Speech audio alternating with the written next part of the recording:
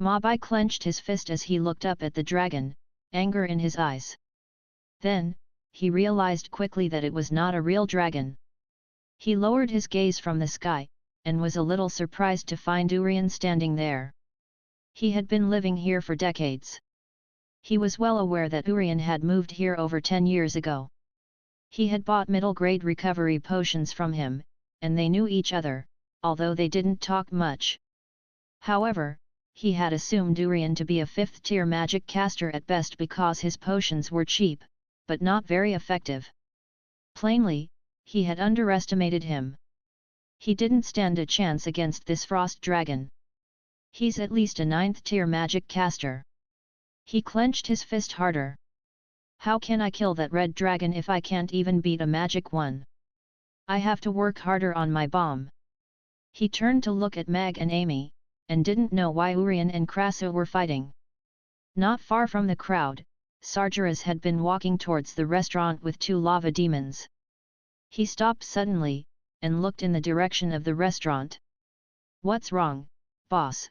one of the 2 demons asked Sargeras. He was tall and lean. "You haven't forgotten what to do when we reach the restaurant, I hope?" "Do not make waves," Sargeras said without turning his head. "Didn't you say it's owned by a human?" the short, fat demon asked. "What's so frightening about humans? They fear us. We can do whatever we want in his restaurant." He laughed, and didn't take Sargeras' words to heart. Sargeras hit his head lightly with his fist. "Stupid," he said, smiling. "See what that is? The innkeeper's little girl's fireball will burn you to ashes." The short demon sidestepped, covering his sore head. He looked and saw it. His eyes went wide immediately. He jumped behind Sargeras, terrified. "Is that a dragon? How come it is here? Is the restaurant protected by this dragon?" the tall one asked, alarmed but curious. He moved closer to Sargeras. "It's clearly not a real dragon. But, the restaurant is protected by a magic caster much more powerful than a dragon, so even I can't save you if you cause any trouble," Sargeras warned, gazing at Krasu with fear from afar. He had been in awe of the old man even since he'd seen him beat a dragon with his staff outside of Rodu. He had heard about Mag Alex's valiancy, but he had seen Krasu's power with his own eyes. The other 2 demons took a look at Krasu. "You mean that white-bearded magic caster?" Then they looked up at the dragon. "I think he'll be eaten by the dragon." Sargeras curled his upper lip. "I don't think so. It's snowing over there. And there is a white dragon in the sky. I see it too. Is it looking for trouble? Isn't that the restaurant that's very busy these days?" "Yes.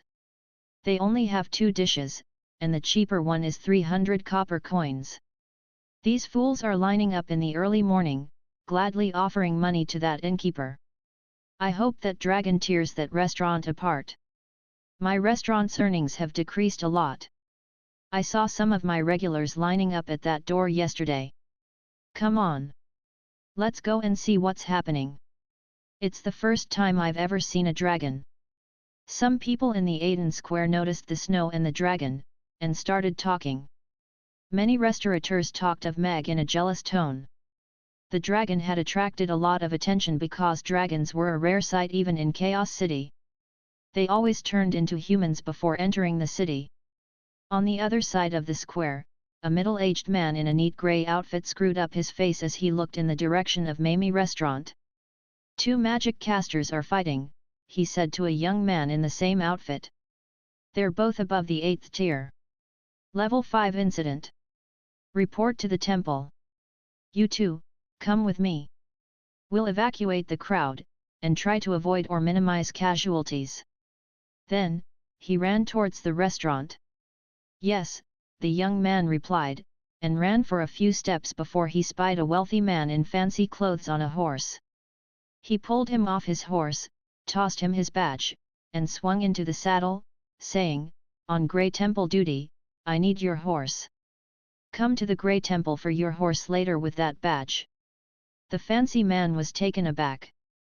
Since when do Grey Temple people commandeer horses? He had planned to show off his newly bought horse. He took a look at the badge in his hand, cursed, and walked towards the Grey Temple. Tofu pudding is our new dish, but we haven't started selling it yet. Those two magic casters had business with me, so we let them try the new dish. Never thought they would fight over the flavors, Mag explained with a smile, looking at the curious crowd. He wasted no chance to advertise his tofu pudding. The looks on the people's faces became queer. They are fighting over the flavors of a new dish. The flavors of this dish must be very distinctive and tasty, Prol thought. Mag, are you going to sell the new dish this morning? He asked, expectant. The others also looked at Mag, excited. This dish must be really good if it's able to make two powerful magic casters fight over it. Mag shook his head with a smile. I'm sorry. The new dish isn't available this morning. But we'll sell it during dinner hours. He hadn't soaked soybeans in the morning. I see. I guess I have to come back in the evening, Prol said, disappointed. He was aware of Mag's temper, so he said no more. Other customers took notice of this information, and planned to come here early in the evening to line up for this secret new dish. Father, look! The dragon is moving. Amy called, excited. Urian took 5 steps forward. The snowfall turned into a blizzard. The wind was blowing wildly, and the snow was already thick on the ground. There was no snowflake whatsoever within a 1-meter radius of where Krasu was standing, just as if he was protected by an invisible round barrier. His staff was shining red, as if on fire. It looked very warm in the blizzard. The frost dragon was completely formed. It spread its wings and flapped them. 3 small whirlwinds appeared beneath its wings and grew bigger quickly. Krasu lifted his eyes to look at the dragon, but wasn't in a hurry to attack it. You haven't grown in power after all these years, Urian. And you have grown, in age, Urian replied. The authentic tofu pudding is savory. Die, you heretic, he shouted, bringing his wand down. The frost dragon gave a roar, and ejected 3 icicles half a meter long. 3 became 9, and 9 turned into 27. They were all flying at Krasu. You savory tofu pudding guy, I'll show you which flavor is authentic.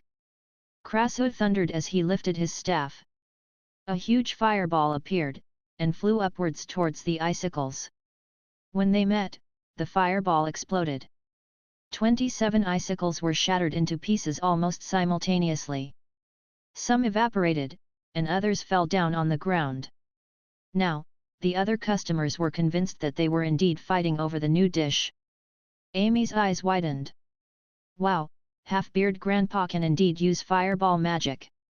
His fireball looks very powerful and explodes, she said, her eyes shining with excitement. Mag smiled at Amy. Do you want to learn that? He would choose whichever master Amy preferred. Amy nodded eagerly. Yes. Then she looked up at the dragon in the sky. But Turtle Grandpa's dragon is also incredible. If I can summon a dragon, can I straddle its neck and soar into the air? It was all Mag could do not to smile. Do you want to learn that too?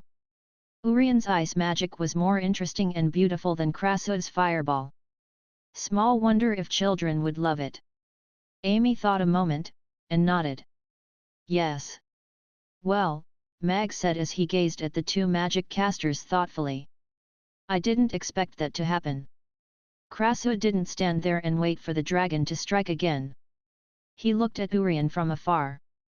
A real dragon can't stop me, let alone a fake one, he sneered. Let's settle our old scores once and for all.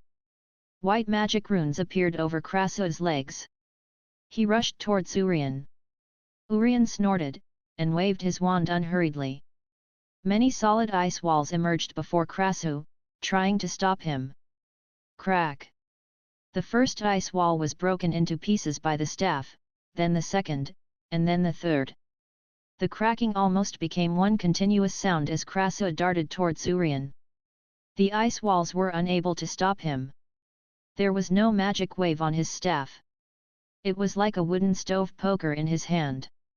He was using it to whack his way through the ice walls as if he were a powerful knight. "Who will win?" someone asked curiously. "The magic caster in a black robe. Just look at that fearsome frost dragon. He must be very powerful if he can summon a dragon like that. I put my money on Lord Krasu. He is a royal magic caster. He must be really strong." The customers started arguing over who would win. "Lord Krasu, please win this fight for sweet tofu pudding people." Yabimiya prayed silently, clenching her fists. She might feel close to the dragon, but she would never change her beliefs. Mag raised an eyebrow. "A melee magic caster, all right. His resume is amazing, but it's more shocking when I see him fight firsthand. With such horrifying speed and power, he's more of a knight than a magic caster right now." "Whoa!" Amy exclaimed, her mouth open. "Half-beard Grandpa is incredible. I want to learn that, Father." Urian overheard what Amy had just said. His face darkened, and he pointed his wand at Krasu. The frost dragon flapped its wings and swooped towards Krasu, its mouth wide open. "That old man will be killed," someone exclaimed. Those who were craven had closed their eyes. They dared not to look. "No. It will be the other way around." Krasu's eyes met the dragon's ferocious stare with no hint of fear. He leapt 3 meters into the air, took hold of his staff with both hands, and brought it down with all his strength. The onlookers had been surprised when Krasu had broken those ice walls with his staff. And now, they were astonished to find him in the sky, thinking that he was about to hit the dragon's head with his staff. Krasu was challenging their whole framework of assumptions about the way magic casters were. Turns out magic casters can be strong at melee combat too. He prefers using his staff to spells. He is literally a melee magic caster. Gandalf? Mag lifted an eyebrow. Urian's ice magic is superb. Krasu has combined magic with close combat. He derives strength from those magic runes, that's why he can move so fast. They both have good points. If Amy can study under them both, she might become a unique and versatile magic caster. She'll have no weakness. But I'm not sure if they'll accept this proposal. It seems they really hate each other, Mag thought, worried. Now, he only needed to work out a way to make Amy become a disciple of both of them. Amy clapped her hands. "Amazing! Father, I want to learn it all," she said, excited. "Knocking ice with a staff is interesting, the dragon is interesting, and so is the snowfall. I want to make a snowman by the door every day." Mag's eyes brightened. "Well, then you should ask them to teach you." "I think they'll say yes," he said. "It's better if I have Amy do the talking for me. They won't find her greedy." Amy nodded meekly. "Okay." Then, after thinking for a moment, she added, "But it's they who are eager to take me on as their disciple, right?" Mag was taken aback. "I guess so."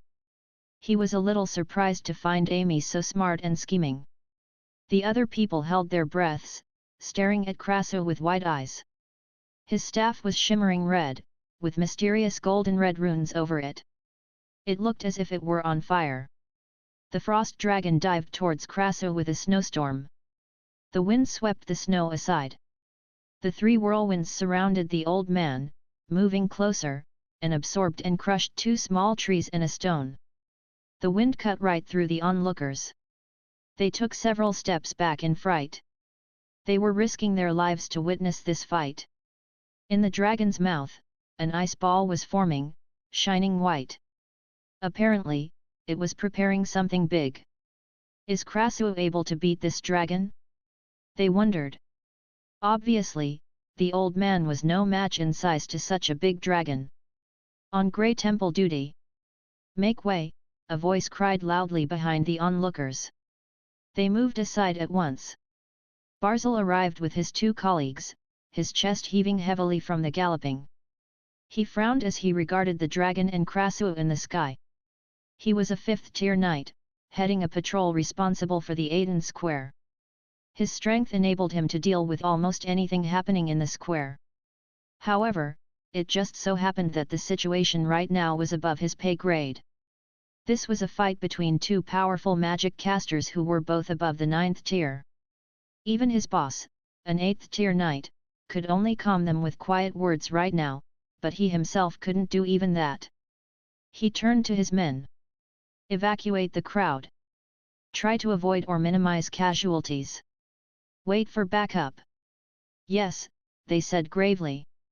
They were not new to this job, and they dealt with various situations every day, but seldom with a situation like this one. They hurriedly signaled the spectators to stay away. More and more people were attracted here by the frost dragon and the blizzard. They didn't want to miss such a rare sight.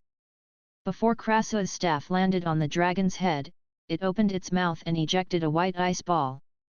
Almost instantly, the snowflakes turned into grains of ice and pattered against the ground. The ice ball was terribly cold, and something inside it was straining to come out. Break! Krasua shouted, and brought his staff down on the ball. The ice ball as large as a human head cracked open, and a small frost dragon flew out of it towards Krasu. It tried to dodge the deadly staff. Only, the staff was faster than it. No sooner had the ball been broken than the staff landed on the small dragon. It was killed instantly. The coldness in the air was dispelled by the flame on the staff. The snow stopped falling, and the sky was clear again.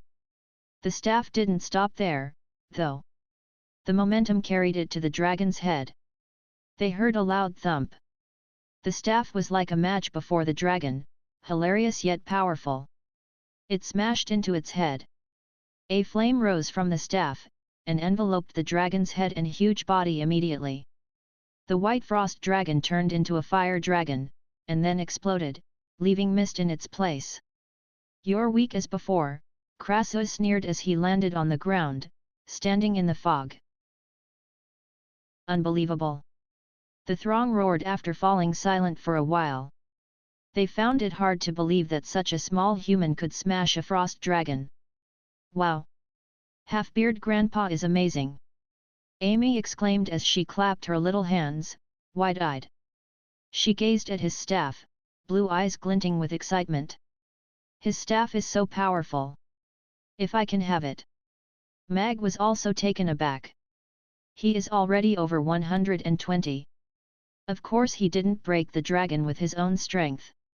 His perfect use and control of his magic is astounding. Such a fearsome old man.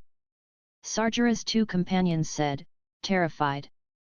They had never thought the old man would beat the dragon, which had scared the heck out of them, with only one swing of his staff. The old man's power shocked them. They had considered mankind a byword for weakness before, but now they found them powerful and gruesome. SAHDR remained calm since he had seen the old man beat a real dragon with his staff before. But, his beard got burnt by the innkeeper's daughter, he said. That's unimaginable, the tall and lean demon said in a stunned voice. He hesitated a moment, and tugged at SAHDR's clothes. How about we go to another restaurant? We don't really have to eat here. The short and fat demon nodded in agreement. Yes, boss. We haven't seen you for decades. We've come here as soon as we received your message. More brothers are still on the road. Mond and I have planned to have a drink with you, but I don't think that restaurant will do. SAHDR shook his head. They don't serve drinks here. Besides, I didn't take you here to have a drink with you. I want you to try some Rugiemo.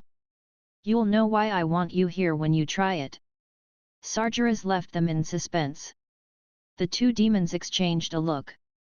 They knew SAHDR wouldn't change his mind, so they said no more.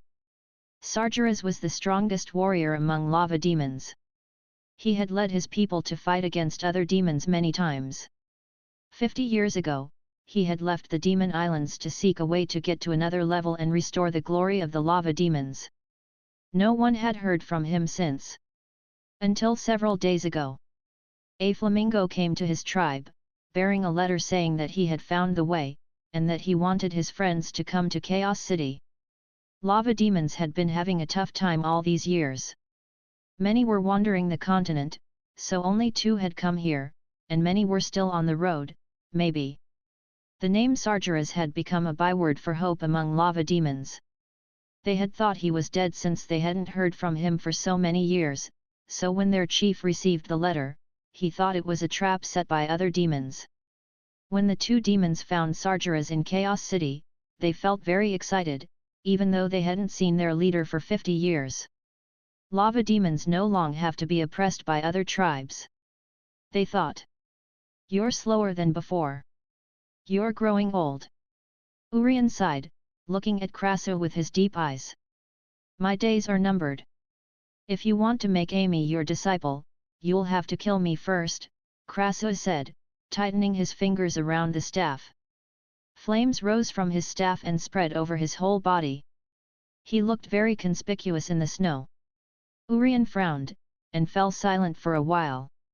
Few people who went through that war are still breathing. We have outlived them all. Who would have thought, he said hoarsely.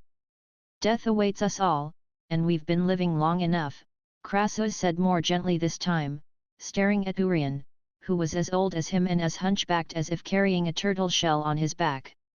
Indeed. Few people who went through that war are still living. Urien inclined his head. Yes. So, why don't you just die? I don't mind living a little longer than you. He gave a cold grin, and waved his wand. Icicles appeared from the ground around Krasu, and they were growing exceedingly fast towards the old man. The crowd's hearts leapt up into their mouths. It's not easy for the old man to dodge this sneak attack. Krasu smiled. I will, but not before I see your dead body. He lifted his staff up, and brought it down hard. Then, the flames rushed outwards, and formed a firewall around the old man. The icicles broke and evaporated when they met fire. Krasu diffused the attack with ease. Krasu flew at Urien suddenly, shattering every icicle that appeared in his way. Nothing could stop him. An instant later, Krasu was right before Urien. He swung his staff at his head without hesitation. With a crack, Urien shattered into 100 pieces of ice. Krasu, I'm here, said Urien, appearing behind him. Krasu turned around, and found numerous Uriens there. They were identical and all smiling that cold smile of his, staring at Krasu. So many turtle grandpas. Which one is real? Amy said as she looked around curiously, trying to find the real Urien. But, they were all exactly the same. Krasu frowned as he looked at so many Uriens. Urien, you really know how to hide, just as before. Are you a magic caster or a coward? It's you who have led many magic casters astray, Urien replied angrily. They wanted to become a melee magic caster like you, but they ended up getting beaten by knights. A magic caster is supposed to be able to toy with his foes. Only stupid knights like fighting up close. He raised his hand, prepared to attack again. Stop fighting. You'll break our restaurant. I can use fireball magic too. Don't make me toast you. Amy said, exasperated. The wind was howling, blowing snow into everyone's faces and onto the window of Mamie restaurant as if trying to break it. It was so bitter that it forced the crowd to back away and seek shelter. Amy narrowed her eyes slightly in anger. Then, some snowflakes fell onto her face. She hesitated for a moment, and licked one in the corner of her lips. Her eyes lit up immediately. It's cold and tasty, she said. Suddenly, the wind fell off, and the flames on Krasu diminished.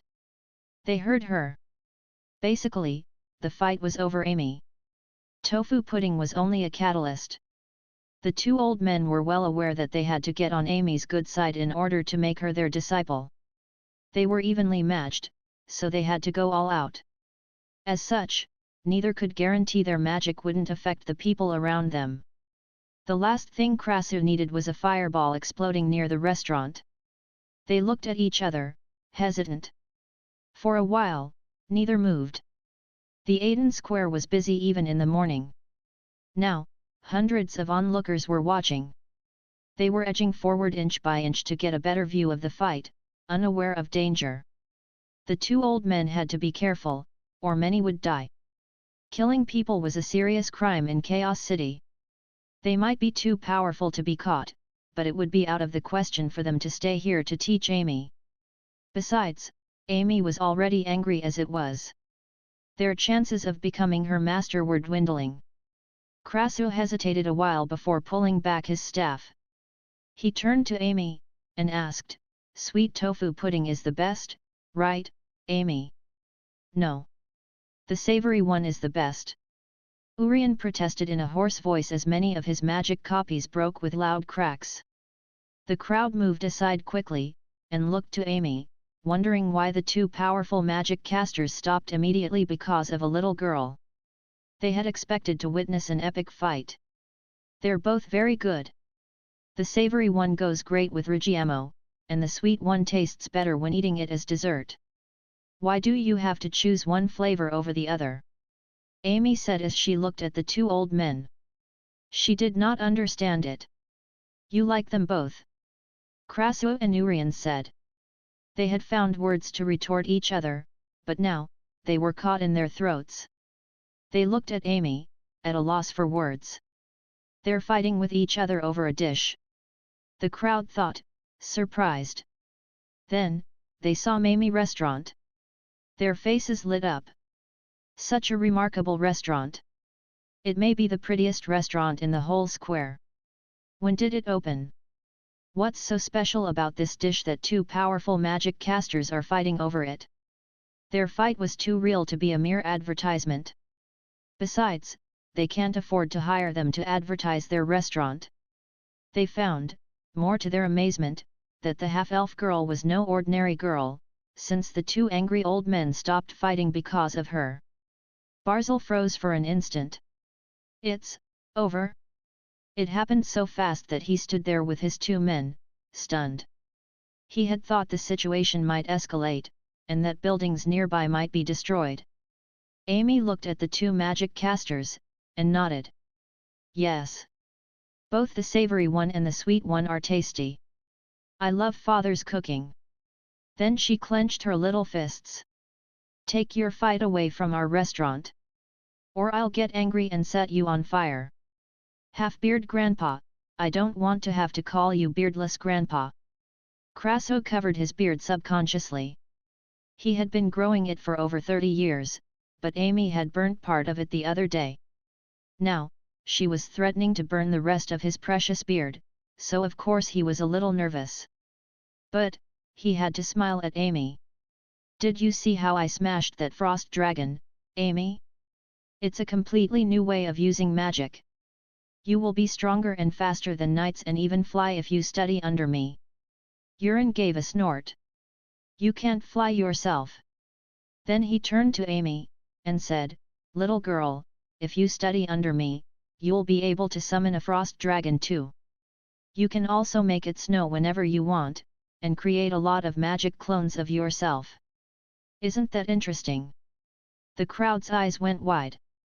They were lost. They hadn't thought the two powerful magic casters would be so amiable and start selling themselves. It's too hard a choice to make, they thought. The fight was relatively short, but they had witnessed their extraordinary power. They're just like two very different dishes, both extremely delicious. "Can I study under you both?" Amy asked as she blinked at them, expectant. Many people might have asked the same question if they had dared. One was a royal magic caster, and the other was a shadowy dark magic caster. They were both very powerful, and clearly regarded each other as enemies. But, Amy didn't seem to care. Krasu and Urian were taken aback, but strangely, they didn't reject her right away. They exchanged a long look. 20 years ago, the elven girl had said the same thing. After that, they had fought for almost a year, but neither had given up.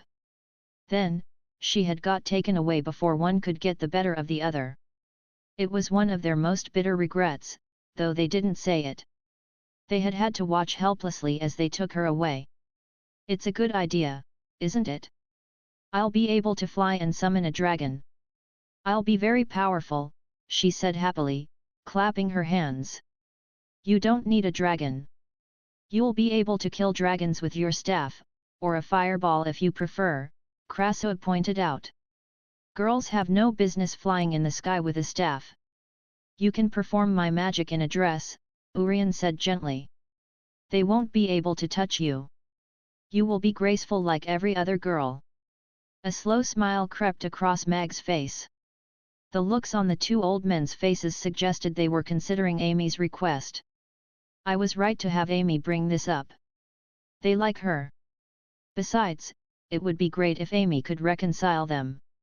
After all, they probably don't have many old friends left, considering their age. Amy shook her head. But I want to study under you both. Please, she said, looking at them with her big watery eyes. The two old men weakened suddenly. They thought they saw the elven girl who liked making sport of everyone with deft cruelty, and who could make everyone succumb to her cuteness. Amy was much younger, but just as sharp-tongued and cute. They looked at her, and couldn't help but nod. Amy's eyes lit up immediately. Really, Turtle Grandpa, Half-Beard Grandpa? I'm your disciple now. She threw her arms around Mag's neck, and kissed him on the cheek. Father, I have two masters now. They'll teach me magic. Krasoa said after he realized what he had done. Master Half-Beard. Amy said to Krasoa. Krasoa froze for an instant. He took a look at Amy's smile, and bit back his words. He managed a smile, and gave a nod. Urian lifted an eyebrow. But, Master Turtle. Amy said as she turned to face Urian. She thought for a moment, and added with a smile, Can I play with green pea and black coal from now on? Urian agonized for a while before he nodded. Yes, he said at last in a hoarse voice. Amy clapped her hands, eyes shining with excitement and expectation.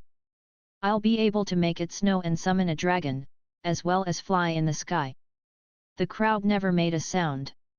Apparently, no one had expected this sudden turn of events. They have taken a half-elf on as a disciple? It seems she is the owner's daughter.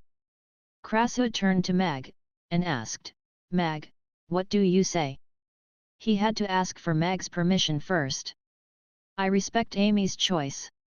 You're both undoubtedly very powerful.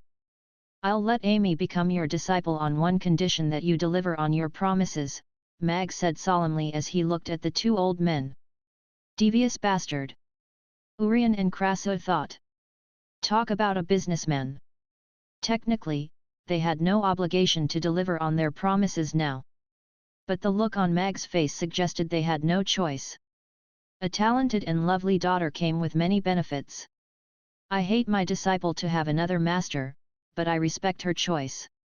I don't see why she had to choose him, though, said Urian. Starting tomorrow, she'll study under you for 3 days, and then study under me for 3 days. Then rest 1 day. I'll keep all the promises I've made earlier. He lifted his hand, and the rest of his magic copies shattered immediately. The real Urian looked at Krasoa, and said coldly, and the savory tofu pudding is the best. Do you think I like to share a student with you?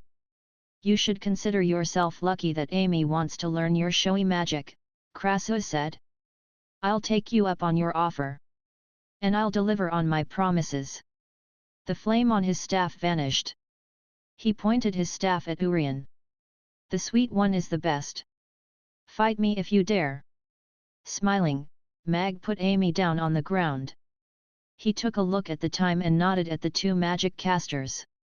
Well, it's settled, then. Amy will study under you from tomorrow. We're open now. You can have your breakfast here if you like. I'll have 2 plates of Yongzhou fried rice and a rujiamo, Krasoa said, making for the restaurant. A plate of Yongzhou fried rice and a rujiamo, Urian said after he thought a moment, looking at Krasoa's back. Then he walked towards the restaurant too. Leader, "What do we do now?" a man whispered to Barzil. The square hadn't been badly damaged, and there were no casualties or injuries, only 2 small trees had been destroyed. The square had sustained much more severe damage from the fight between 2 orcs the other day. "Report this to the top brass. Don't ask them any questions. If I'm right, that white-robed magic caster is a big shot," Barzil said. He took a long look at Mag. "This restaurateur is anything but ordinary." Mag took a glance at Barzil, and quickly turned to smile at the crowd. "I'm sorry if their fight frightened you. We're open now. Please come in."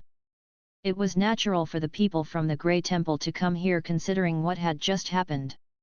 They were the law enforcement officials here. It was impossible not to catch their eye now that he owned a restaurant. Mag didn't want too much attention from them, though. They might find out what he'd rather to stay hidden, like his relationship with Mag Alex. However, no one would have believed that this great cook had slain dragons with a heavy sword. Prole gave Mag a thumbs up. "Impressive," he said. "The fight frightened me, but clearly not Mag, otherwise, he wouldn't have been so calm and stood his ground." Mag sighed silently. "I have no choice. I need money to buy strength. The cost of Amy's meals is not a small amount of money." Money was really important. Money could buy anything, at least from the system. System, each 0.5 strength is 10,000 gold coins, right? Mag asked suddenly. "The price of the next 0.5 strength will be announced after you have bought the first one," the system answered. It seemed the system wanted to raise the price. Mag narrowed his eyes slightly. "You're not going to rip me off, are you? Focus on your mission. If you upgrade the restaurant, you'll have a better chance at getting missions involving increasing your strength." It didn't answer his question. "Yeah, right." The system was doing everything to try to make him upgrade the restaurant.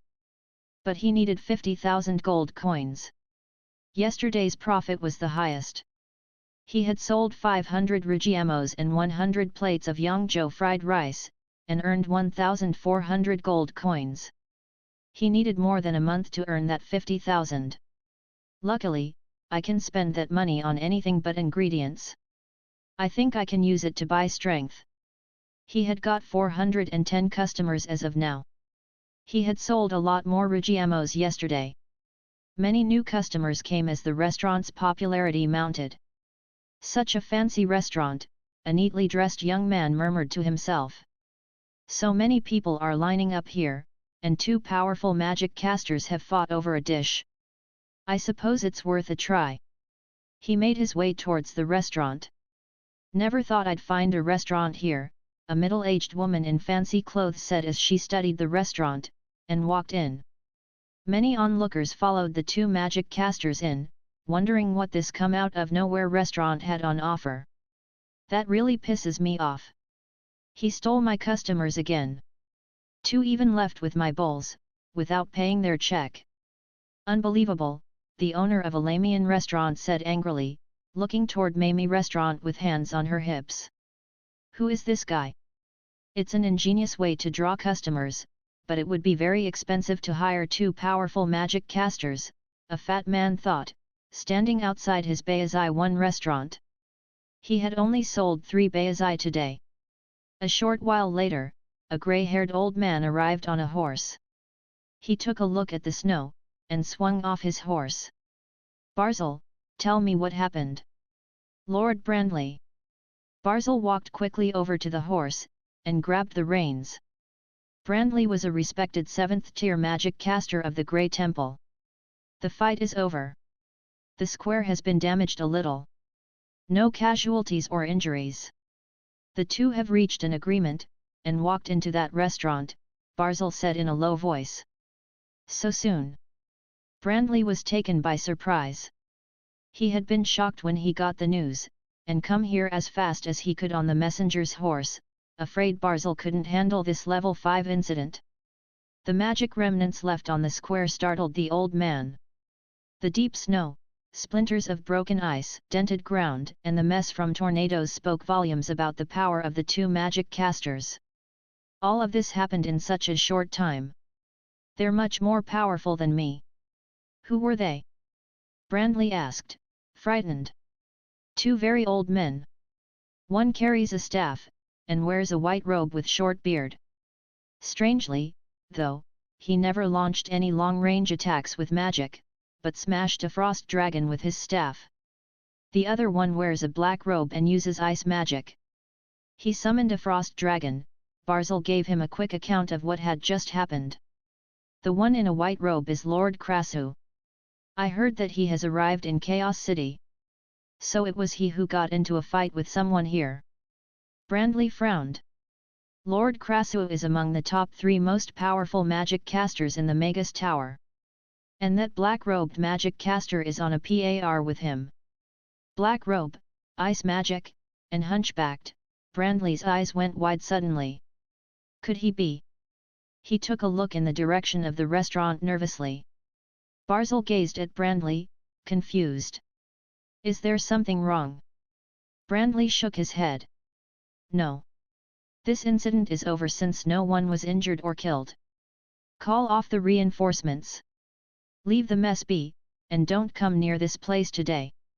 Barzil didn't understand, but he asked no questions, since he could see from the old man's face that their hands were tied. Yes, he said. He passed the orders to his 2 subordinates. He is probably Urien, the Lord of Ice. Never thought the 2 legendary magic casters would meet again. Ice and fire. Who will win this time? Brandley thought, suddenly excited. Brandley was now admired by many young magic casters, but back in the day, nothing had excited magic casters more than the fights between Krasu and Urien. A ranged magic caster and a melee one. Magic casters had been divided into 2 different branches because of them. The fights between them had been eye-catching events. Unfortunately, Urien suddenly disappeared 20 years ago, which was a shame for many people because they couldn't watch their fantastic fights anymore. Today, however, Brandley was almost certain that ice and fire had met again, based on Barzil's account.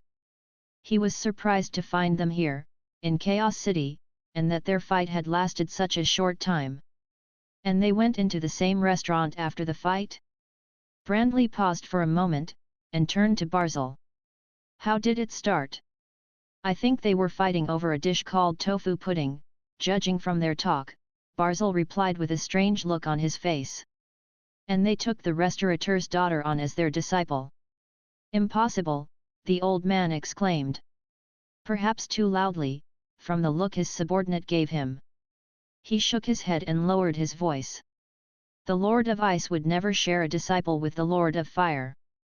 Barzil saw surprise in his eyes. But I saw it with my own eyes, if they are what you say they are, Barzil said, wondering why the usually calm Brandley had suddenly lost his cool. The old man calmed himself down quickly. Go. Even the Lord of Grey Temple will have to treat those 2 as equals if I'm right. This incident is above our pay grade. Fix the square tomorrow. Say nothing of what we've discussed today. Barzil nodded. Yes. Then he left with his men. Brandley looked at the restaurant, and hesitated for a moment. Then, he straightened his robe and walked towards the door, nervous and expectant like a girl before meeting her idol. The door opened with a ding, revealing to him that the room was almost full. He looked around, and fixed his eyes on the 2 tables near the counter. Each table was occupied by an old man, one wore a white robe and had a short white beard, and the other was hunchbacked and clad in a black robe. No one shared their tables. It must be them. Brandley stopped and watched their backs, moisture glittering faintly in the corners of his eyes. They represent an era of magic. Never thought I'd see them eating together, although not at the same table. No one would believe this. Then he spied Amy, the half-elf girl. He took a seat, and ordered something random from the menu. Sargeras walked in with Keel and Mond. Good morning, Mia, he said, smiling. Yabimiya smiled back and nodded. Good morning, Rugiamo. She knew Sargeras by now. His bald head and lava cracks were frightening, but she found him pretty nice. He was always smiling, and only ate Rugiamo. Sargeras nodded with a smile. Yes. 5 for me and 3 for each of them. The young waitress nodded. Okay. Please wait a moment. Then she turned to walk to the kitchen. The restaurant was almost full, and only the table by the door was unoccupied, Sargeras' favorite table. I like her smile, Keel said with a grin. It was the first time he had seen such an innocent smile. Mond nodded his agreement. And she is very pretty. She's much better looking than the broads in our tribe. He grabbed a chair, and was about to sit down. They have chairs here. Why do you bring your own? He asked curiously, looking at the chair in Sargeras' hand. You'll see why in a minute, Sargeras said with an enigmatic smile. Stand up when you eat. You don't want to break anything here, he warned seriously. Yes. Keel and Mond didn't understand, but they didn't need to. They only needed to obey what Sargeras had told them, like they had done many years ago. Some customers nearby edged away from them nervously as they watched the 3 demons take their seats. Many regulars had seen Sargeras too often to be unnerved. They knew that the demon came here at least twice a day and always sat at the same table, and they were well aware of his remarkable flames. He hadn't got into a fight with anybody, at least not in this restaurant. Keep your voice down in the restaurant, big bald head, a childish voice called out from the counter. The restaurant fell silent suddenly. Many turned to look at Sargeras, including Krasu and Urian. Keel's face darkened, and he was about to spring to his feet. Who the don't? Sargeras covered his stupid mouth swiftly. He smiled at Amy, and said, I will. Amy was holding Ugly Duckling in her arms. When she saw the other 2 demons, her eyes lit up. Bald head number 2 and no 3. Sargeras inclined his head. Nice nicknames. Amy nodded happily. I know, right? The 3 bald heads were just like 3 light bulbs. Sargeras took his hand away. Do you think your skull is thicker than that dragon's? Keel's eyes went wide, and he swallowed in terror. He stole a glance at Amy, who was playing with a cat and a bird. Boss, is that the owner's daughter you talked about? He whispered. Sargeras nodded. Yes. And she should be that magic caster's disciple now. Even he had to address her politely. Mond swallowed.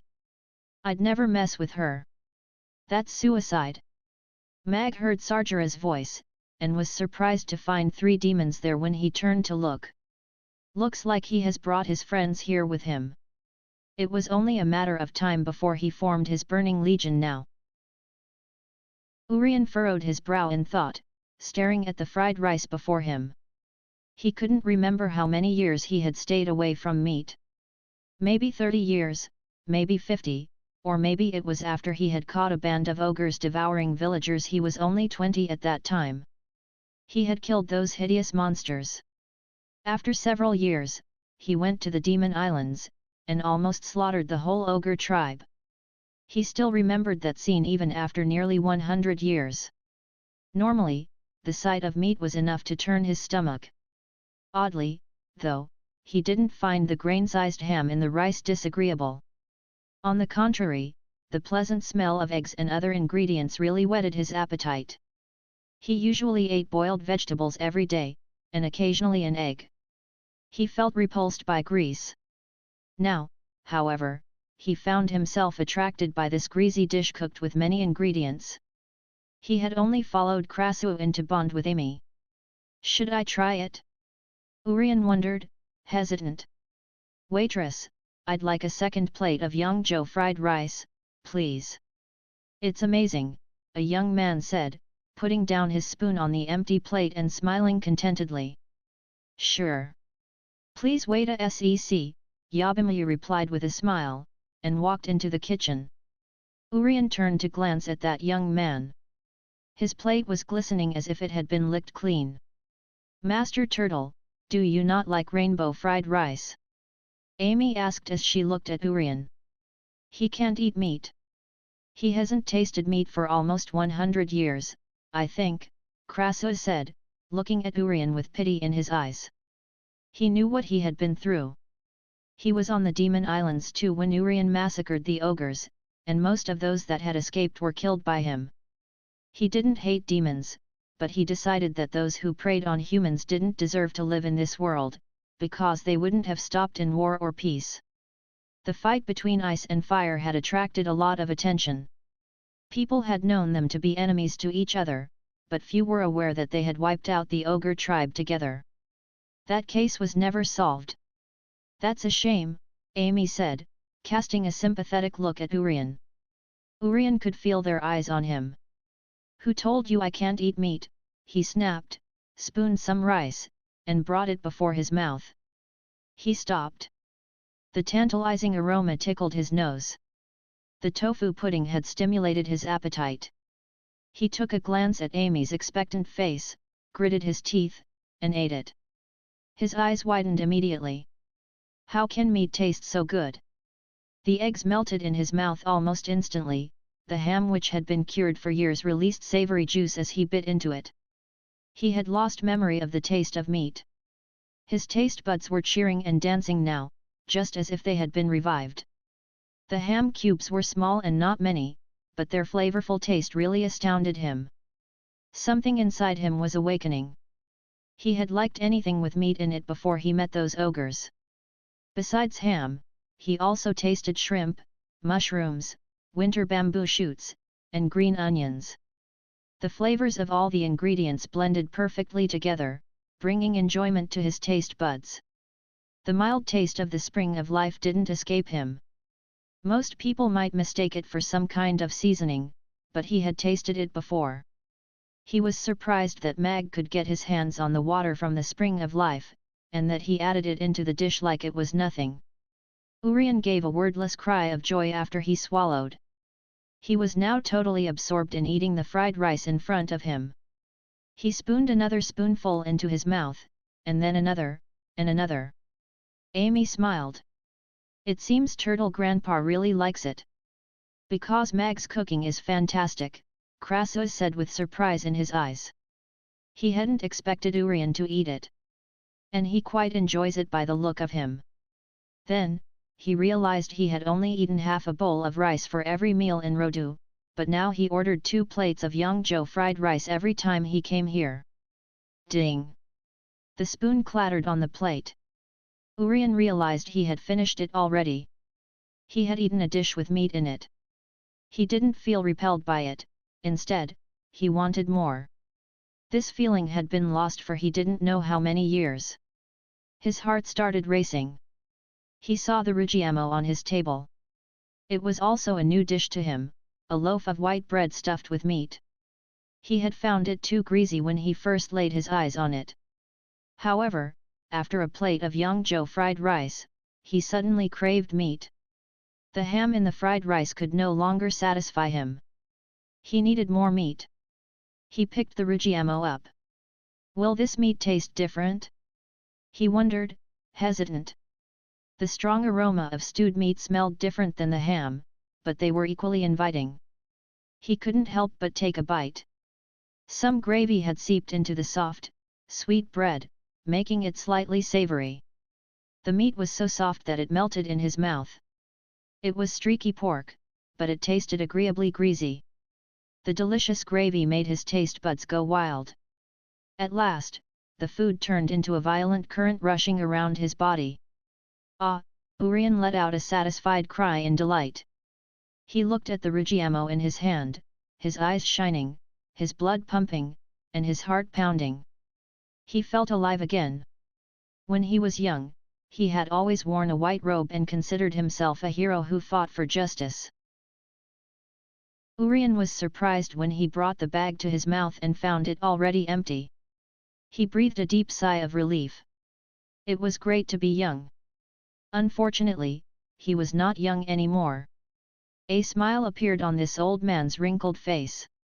His hunched back seemed to be less hunched, and he felt warm all over as if he was basking in the sun. People only knew him to be the Lord of Ice. They had no idea that his legs had been hurting after he was 30, and that he had been bent after 40 because of lack of precautions when he started learning ice magic at a very young age. His body hurt every once in a while, and a lot too. This Rigiamo was doing his body some good, though not much. He wished it had been hotter. He tasted frenzy fog in it. He had been to that frenzy isle before.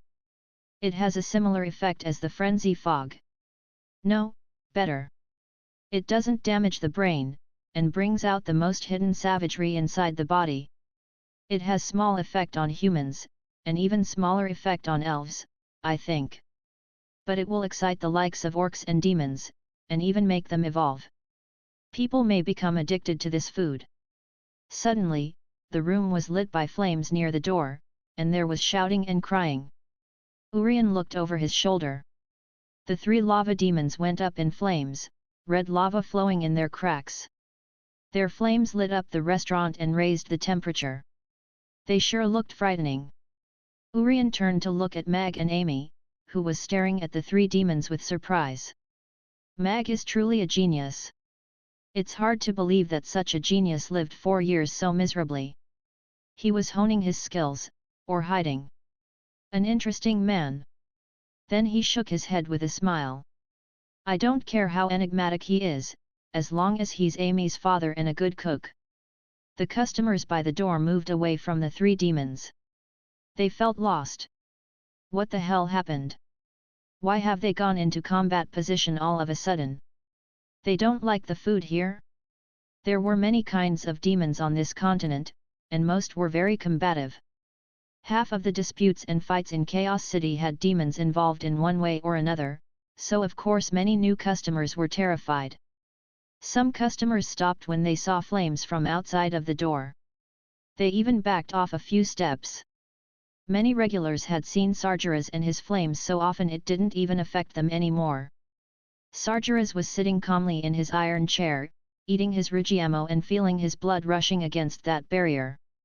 Every cell of his was cheering, intoxicating, and obsessing him. He smiled when he raised his eyes to take a look at Keel and Mond, who were standing stiffly beside him. He had been right.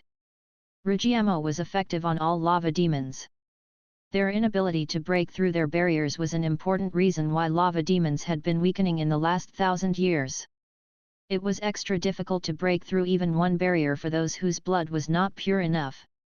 Sargeras had broken through 3 barriers, and was both a genius and the strongest lava demon in existence. Both Keel and Mond had only broken through 1 barrier, but they were already the new backbone of lava demon fighters. I'm burning, Keel said, startled. His fat was shaking, his blood running like a runaway horse. He was a little nervous since he had never felt this way before. The good part was, he could clearly feel the barrier which had been dormant for decades shake. The barrier was like a tiny boat in the violent sea of blood, heaving helplessly. This was all attributed to a bite of Rigiamo. Keel raised his hand. The bag was already starting to burn. He hurriedly removed the bag, and stuffed the rest of the Rigiamo into his mouth. It's really good, Keel said. Good was the only word he could think of to describe the food right now. He felt he had not one regret in his life after this Rigiamo. Boss, I knew you wouldn't let us down, Mond said, excited. He shoved the Rigiamo into his mouth, chewing happily. For 1,000 years, lava demons had been wandering around the whole continent, seeking a way to break through their barriers. So when Sargeras told them in his letter that he had found a way, the whole tribe, with only the old, the weak, the young, and few fighters left, got stirred up. Keel and Mond made for Chaos City on the very night they received the message. They traveled day and night, wondering what this magical way was, only to find when they arrived that it was a dish called Rigiamo. It was indeed a magical way. They could break through their barriers by eating Rigiamo. They could never find a better way than that. This dish was a godsend for them. They had finally found the way in this restaurant, after 1,000 years of searching. Roar! Keel shouted as he tilted his head back. A golden red flame half a meter high came out of his mouth, and disappeared suddenly. The red flames over his body turned a little golden. He looked different. You have got to another level, Keel. Mond said, surprised and envious. Keel had broken through the first barrier earlier than Mond, and now he was ahead of him again. Yes. I did it. Keel looked at the golden red flames over his hands, and wanted to cast a pyroblast. SAHDR rose quickly to his feet, and patted Keel on the head. Stop that, you fool! We wouldn't be able to eat here again, and you might get us all killed. Keel swiftly withdrew his hands in fright. Sorry. Then he took a glance at the kitchen, and leaned close to SAHDR. Boss, how about we kidnap the cook? He whispered in his ear. SAHDR's eyebrow rose in surprise. I thought about the same thing, and then a fireball landed on me. He took a look at Kras and Urian. Go ahead if you think you can beat those two old men. Keel suddenly felt a cold shiver from fear as he remembered the frightening frost dragon and the old man who smashed the dragon with only one swing. He shook his head. I think it's best if we just buy from him. SAHDR felt relieved, and then he turned to Mond. How do you feel, Mond? I think I'm close. I need 2 more Regiemos, I think, Mond said after he thought a moment. 2 Regiemos. SAHDR said excitedly. We can totally use Regiemo to show how strong we are. Keel's face lit up. Like first tier 1 Regiemo, first tier 2 Regiemos. He stood on tips of his toes to pat Mond on the shoulder. That's not bad. SAHDR nodded. Yes. We can use this naming mechanism on first tier and second tier fighters. I don't know how many Regiemos I need to reach the 4th tier myself. He thought for a while, and added, our second tier fighter can be as strong as a 4th tier human magic caster or knight. So, this naming mechanism is much better. I agree, Mond said with a grin. Big bald head number 2 and 3, keep it down. Don't disturb other customers. You don't want to make me angry, Amy said, staring at them with wide eyes, shaking her angry fists. Kras and Urian turned to look at SAHDR at the same time. SAHDR became uneasy suddenly, but it was not getting banned he was worrying about. It was his life.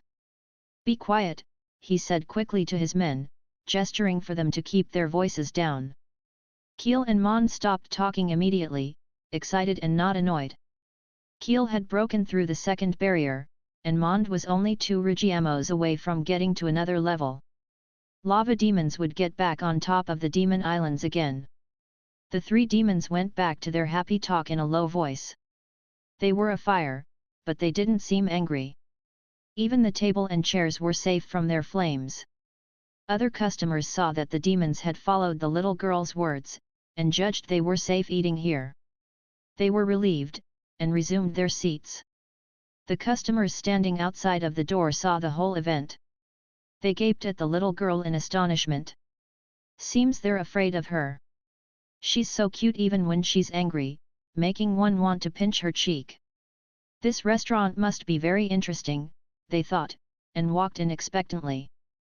The regulars smiled. Something about Amy's angry face made them feel good. They hadn't seen such an adorable girl for a long time. Waitress, we'd like 8 more Regiemos, SAHDR said to Yabimiya in a voice as soft as he could manage, raising his hand. The young waitress nodded with a smile. Yes, sure. She found this demon oddly obedient. He's scary, but rather polite. The restaurant was full to the point of bursting. Those who arrived late had to stand. Yabimiya introduced them to the 2 dishes with a menu in her hand. It might be inconvenient to have to eat fried rice from a plate while standing, but the same thing couldn't be said for Regiemo. The mouth-watering aroma drifting in the air and the satisfied looks on customers' faces were better than any advertisement. Some left when they saw the prices. Not everyone could afford such an extravagant meal, no matter the taste. Many had stayed. 300 copper coins was nowhere near cheap, but it was worth a try as far as they were concerned. Those who couldn't wait for vacant seats were ordering Rugiamo. "I'd like a Rugiamo too. Please make it quick. I have to go to work," said a middle-aged man in a long grey gown who looked like a shop owner. "I'd like to. Maybe my wife will like it," said a tall, lean man in casual clothes and a pair of Geta-1, running his fingers through his messy hair. Vicenio had been kicked out of bed by his wife early in the morning. He had to buy breakfast for her. Yet, the fight between two magic casters had dispelled his bad mood. He was suddenly glad that he had woken up early. The look of the restaurant drew him in. He planned to buy breakfast here. His wife owned 10 shops in the Aden Square, mostly near the exit. She could make tens of thousands of gold coins from the rent alone. She was really rich. He had been called a shameless gold digger when he married her. But he didn't care. He had been born into a business family, yet business family or not, it didn't matter to him, since he was a bastard. He counted himself lucky to have married a rich, fairly good-looking lady with his pretty face. It was not bad to be a landlord. He wasn't interested in his family's wealth anymore. His wife was pretty horny, and always ordered him around, but other than that, she was quite nice. He could spend her money on anything, except women. He always wandered around with a pocket full of coins every day. He couldn't visit whorehouses, because his wife had hired a man to watch him. Anyway, he didn't want to. After he had S*X with his wife, he wouldn't even pay too much attention to a beautiful elf, not even if she were naked before him. "I feel drained," Vicenio thought miserably, yawning. He had been kept busy the whole night by his wife. "I need some boner-making pills." "Okay, please wait a sec," Yabimiya said with a smile, and turned to make for the kitchen. Mag noticed Vicenio. "He looks awful." He was skinny in his loose clothes, pretty handsome, and had a high nose bridge, yet his pale skin and black, puffy eye bags reminded him of his friends who had been surrounded by women in his past life. Or rather, his acquaintances. He was nothing like them. Mag had looked down on them. They were not good enough to be his friends. He had had friends, though not many. He had got accustomed to loneliness, and grown fond of it. "He looks really terrible. He won't last long if he ignores his health problem." In his head, the rapidly rising number of new customers caught his eye. He smiled in spite of himself. The fight proved to be a great advertisement for his restaurant. He could finish his mission in just a few days at this rate. Then he could unlock the recipe for the braised chicken and rice. "I think Amy will like this new dish. I'm looking forward to its special effect." Braised chicken and rice was one of the 3 largest restaurant chains in China, so it was obviously special. He had tried some pretty authentic braised chicken and rice before in his past life. Mag was already starting to wonder what this new dish would taste like with the great ingredients from the system and his perfect skills. The baiji bread in the 2 ovens still needed time to be baked, and no one was ordering Yangzhou fried rice right now. "Have some rest," Mag told Yabimiya. He walked out of the kitchen, holding the last 2 Rugiamos. "Mag, thank you for the Rugiamo. Lava demons will become your largest customers," SAHDR said, rising happily to his feet. Kill and Mon straightened hurriedly, their faces as grim as a tombstone. They had to stay on Mag's good side since they couldn't kidnap him. Besides, his Rugiamo had proved helpful. Mond had also broken through his second barrier after the 3rd Rugiamo. Mag nodded with a smile. "Thank you." Part of him wanted SAHDR to bring more customers. The other part found their flames a little annoying. "I have to work out a way with SAHDR. Perhaps they can eat outside." He took a glance at the 2 demons SAHDR had brought along. "The fat one looks pretty sharp, and the tall one seems rather simple." "Oh, they're my friends, Kill and Mond," SAHDR said, pointing at his friends. "The Burning Legion is formed here and now. Mag raised an eyebrow. Kill, Mond, the Burning Legion? He gazed at the three demons, astonished. Is this a coincidence or fate? They're not forming this Burning Legion to earn money to eat Rigiamo, I hope. The look on Mag's face became strange, picturing them charging at their enemies, shouting, for Rigiamo. He felt sorry for Azeroth. The Burning Legion. Kill's and Mond's eyes lit up. It was the first time they had heard this name, but it felt just right. No other name was so appropriate for them. Bye, Mag. We'll come back for supper, SAHDR said, nodding. Then, he grinned at Yabimiya, paid his check, and walked towards the door. Kill and Mond hurried after him. Boss, how did you come up with such a great name? Kill asked curiously when they were outside the door. It's really a great name. It has a nice ring to it. Mond said excitedly, nodding. SAHDR scratched his bald head. I borrowed this name from Mag, he admitted, smiling. Now that we have our own group, we need a catchy phrase. For the Burning Legion. Mond said after he thought for a moment. Kill shook his head. It won't be able to inspire valor. Do you have a better one? SAHDR asked Kill, though not unkindly. Kill was quite smart, unlike other lava demons.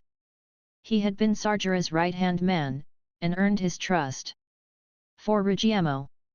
Kill said, his eyes shining with excitement. SAHDR's and Mond's faces lit up. For Rigiamo, they echoed. Mond nodded. Yes. This one is better.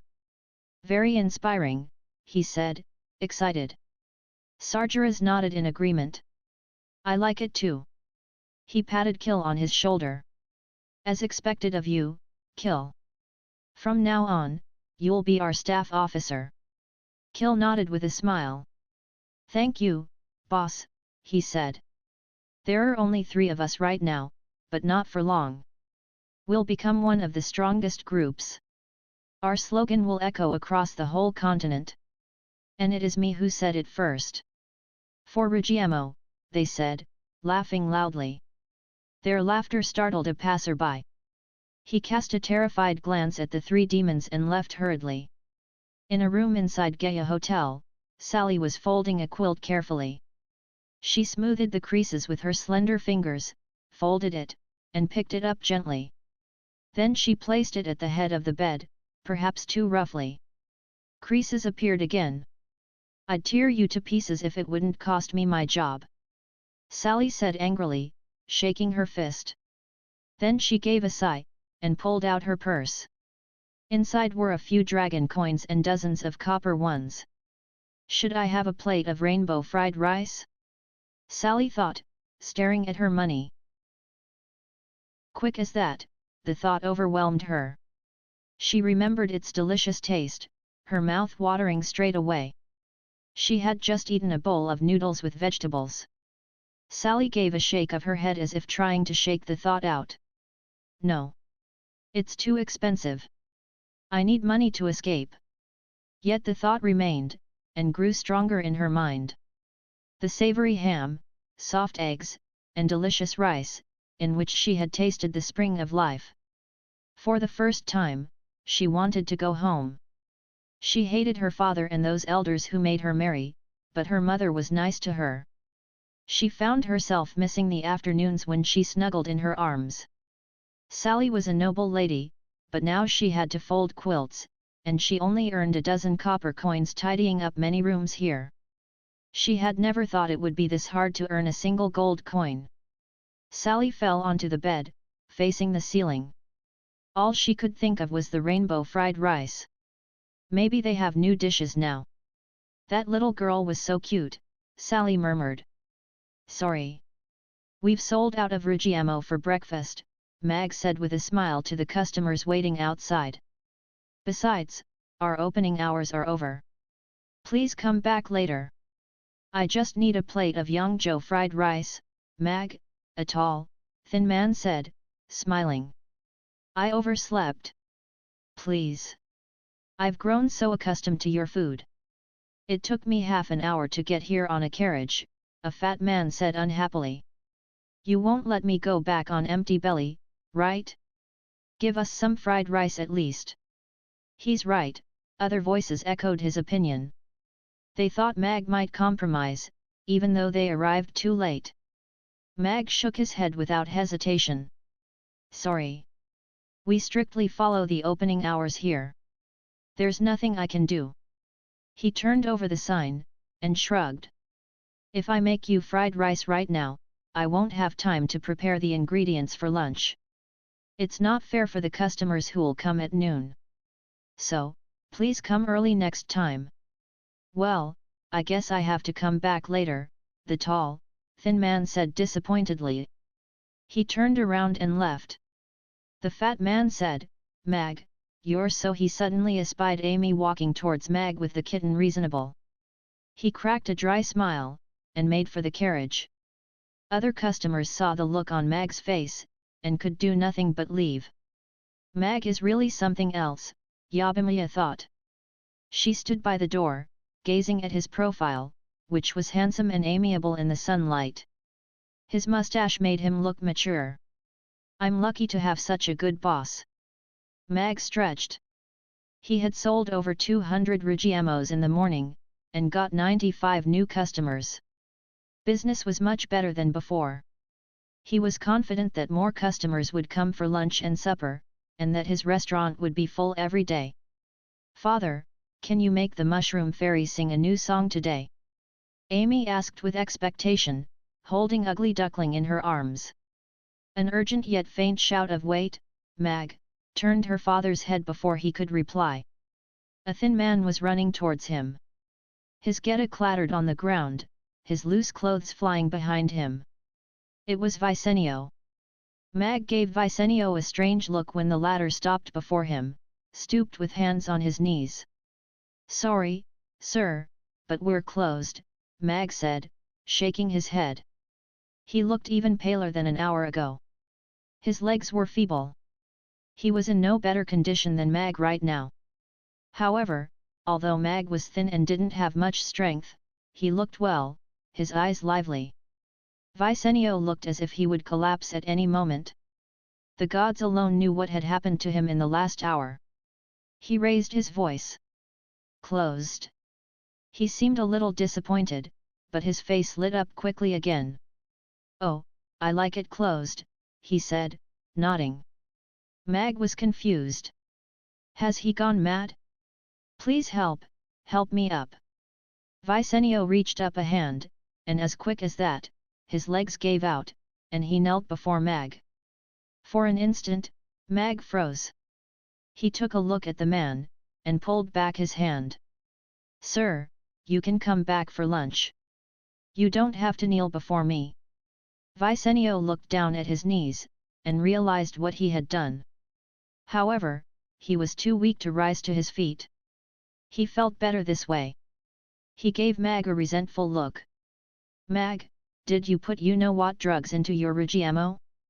My tigress of a wife woke up lazy and tired this morning, but after your Rigiamo, she suddenly felt so energetic, and, well, you know the rest.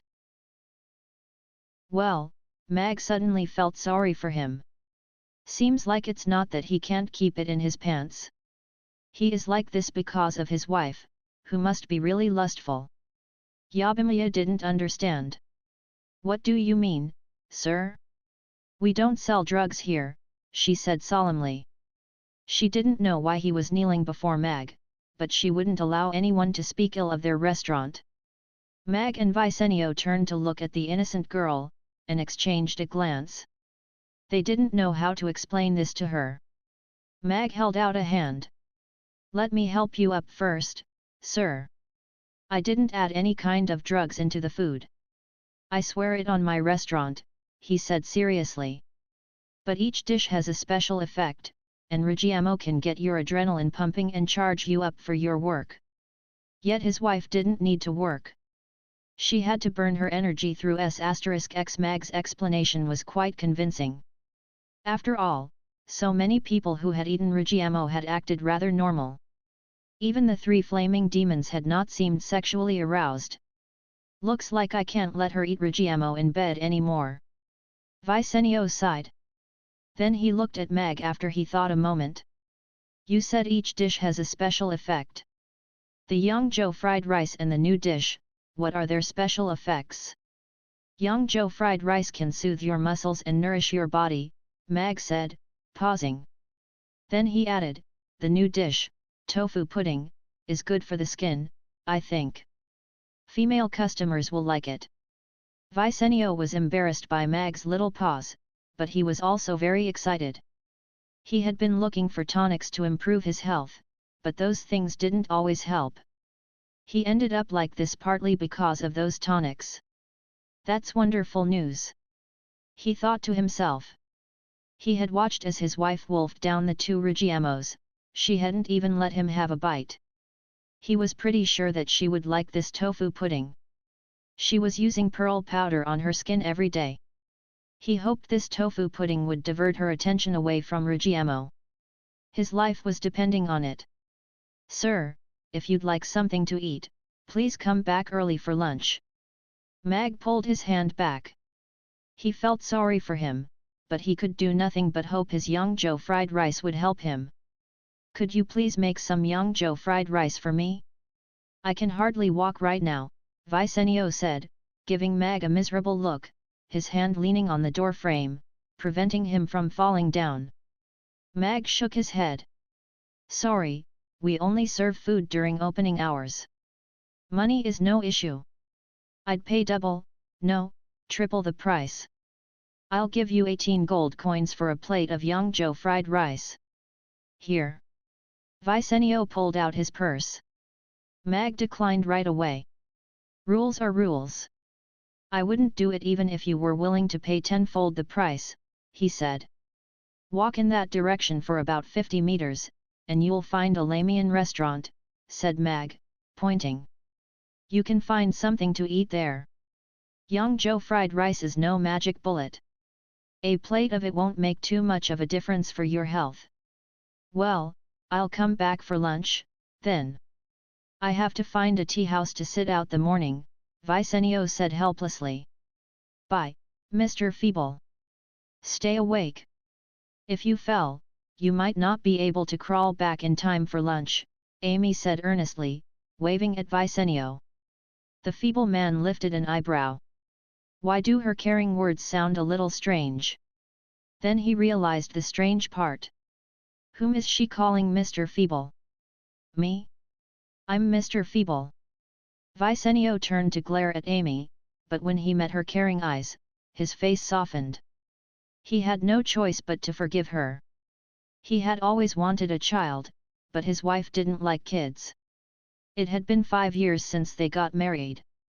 He cast an envious glance at Mag, gave a nod, and went off slowly. Father, do you think Mr. Feeble will make it back here? Amy asked with concern, watching Vicenio's walk away. Perhaps, Mag said as Vicenio tripped and almost fell. Then, he turned to face Amy. You said you wanted to learn the second song, right? Come on, he said, stroking her head. Amy clapped her little hands happily. Yes. Thank you, Father. Ugly Duckling's face got squished, but it didn't even dare to let out a cry. It looked up at the ceiling helplessly. Yabimiya was also a little excited. Amy will learn a new song? She really likes that toy, and the little elf sings very well. Mag closed the door, walked over to the counter, and took the music box out. He turned the repeat off, and tapped the next song expectantly. What song will it play this time? Colorful lights started flickering. The little elf began to dance rigidly to the music from loud electric guitar and drums. It was such a fast, rhythmic song, and sounded a little familiar. Mag's eyes went wide. System, is Gakuraku Jodo a children's song? He said loudly in his head. Mag wrinkled his brow as he listened to the familiar melody and watched the little elf's weird dance. As an internet hit, this extremely popular song on Bilibili naturally was not strange to him, but he had never thought to hear it from his little girl's music box. Besides, this elf's dance was so terrible. Long of leg and wearing a dress, she was nonetheless still a puppet, and puppets were not known for their flexibility. Yes, it is. This song is intended for young people. It's very popular, and can inspire children to dance, the system said calmly. It can inspire children to dance? You must be out of your mind, said Mag. If Gakuraku Jodo can inspire children to dance, then if Yodaudu should be put into textbooks. Wow! Amy's blue eyes were wide open. She was staring up at the little elf on the counter, holding the kitten in one arm and waving the other, trying to dance. Ugly Duckling was straining its neck for a glimpse of the dancing elf, its short legs shaking without permission. Yabimiya was also staring at the little elf. Such a beautiful song! And her dance is interesting. She found her dance a little rigid, but she had never heard such an unusual song before. She couldn't make out the instruments, but the music was very powerful, just like magic. She could barely control her limbs. The language was strange to her, yet something about the vocals was a little arousing. See? This song is appealing to your daughter, your young waitress, and even your cat, the system said gloatingly. Apparently, it was very satisfied with their reactions. Mag took a look at them, surprised. He was glad that the system hadn't translated the song into the common language of this world, the lyrics were too explicit. It's the original version. Yes. But I can translate it for you in 5 minutes, the system said immediately. I'll only charge you 1 gold coin. No, thanks. Go sell it somewhere else, Mag replied coolly.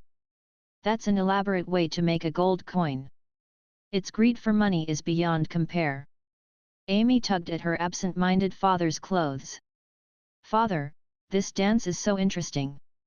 I want to learn it, she said expectantly. The look on Mag's face became a little strange. The worst-case scenario came true. You do? Amy nodded. Yes. I like it. I want to learn it right now. She put the kitten on the chair, and waved her short arms, trying to follow the dancer. Can I learn it too? Yabimiya asked hesitantly, her voice low as a whisper, her mismatched eyes full of longing. Mag looked at the two girls, and didn't know what to do. This song may not be appropriate for Amy, but the dance is fine, Mag thought to himself. He looked at Amy, and smiled as he pictured her dancing with her short legs. She would look even cuter. As for Yabimiya, she had everything one needed to become a dancer: big breasts, a narrow waist, long legs, and a maid dress. Mag didn't deliberate for too long. I guess it's okay if you really want to learn it. He wanted them to be happy, and he could correct their inappropriate dance moves.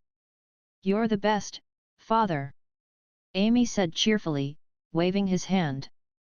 Thank you, boss, Yabimiya said, jumping up in excitement. Then she returned to her normal standing posture quickly, smiling. Ever since she was a child, she had always wanted to win cheers and applause from the crowd with her beautiful dance, just like the girls in pretty dresses dancing on the stage in the Aden Square on the Peace Memorial Day. However, only on that day could she watch them dance. She didn't have time to learn how to dance. Yet things were different now. Amy's little elf was so magical as if it would never get tired. Yabimiya was confident that she could master this dance. She didn't mind however long it might take. Mag smiled back, but he frowned when he saw the rigidly dancing elf. He had to upgrade their dancing master first. The 4 upgrading choices popped up in his head again. First, power source alteration. The 4A size batteries will be replaced by a fast-charging ultra-capacity lithium battery. 3 minutes of charging can last the music box 3 hours. If it's fully charged, it can last it 3 days. Sale price, 10 gold coins. Accessories, 1 original charger. Second, power source alteration and clothes. Apart from the same service as the first choice, you'll get 10 sets of beautiful clothes for the doll. You can change its clothes just by pushing a button. Sale price, 20 gold coins. Third, power source alteration and LED screens. Apart from the same service as the second choice, you'll get 4 LED screens facing 4 different directions, broadcasting the dance. Sale price, 100 gold coins. Fourth, power source alteration and a holographic projection device. Apart from the same service as the second choice, you'll get a state-of-the-art holographic projection device. The projected 3D image looks real from any angle. It is a perfect dancer, and can teach you how to dance based on your talent and learning progress. All Mag could do was not to curse as he looked at the 4 upgrading choices in his head. He suddenly realized why the system put the Gakuraku Jodo in the playlist. It was after his money. And it was very smooth about it. It was an elaborate way to get money. System, how can you sleep at night? Mag said, fighting to crush out his anger. I don't need to sleep, the system answered calmly, trying to keep smugness out of its voice. Yes, that figures, Mag said scornfully. What's the 5th one? Only 4 upgrading choices are available. What if this holographic projection device isn't good enough for me? How much are you willing to pay? The system asked tentatively. That depends on your product, Mag said, giving a faint smile. The 4th one is the best you can get for now. I made over 1,500 gold coins yesterday. Tell me your requirements, and I'll make the rest happen as long as they don't violate the 3 rules, the system said cheerfully. Good. I'm happy with your service. That's why I'm here, the system said. To provide you with great service. Wonderful. I want you to install artificial intelligence in this music box. I want it to be even more intelligent than you, Mag said. The system fell silent. At last it said, do not question my intelligence. I know almost everything about anything, and I'm still learning. I'm like a god in this world. I can. How much is a system like you gonna cost? Mag interrupted. More than 100 million gold coins, I think, the system said uncertainly after thinking for a moment. Can I sell you?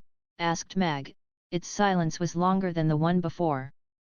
How dare you talk to me like that, the system roared. Who could afford to buy me? Even if they could, half the earnings must go to me. I knew you wanted to sell yourself too. The system fell silent again. Its silence spoke volumes. It was a system without any honor. I've said it before, but I feel the need to say it again, the system said solemnly. I'm a respectable system. God created me to appease those cooks and supervise you. You should try your best to unlock all the dishes and make them popular in this world.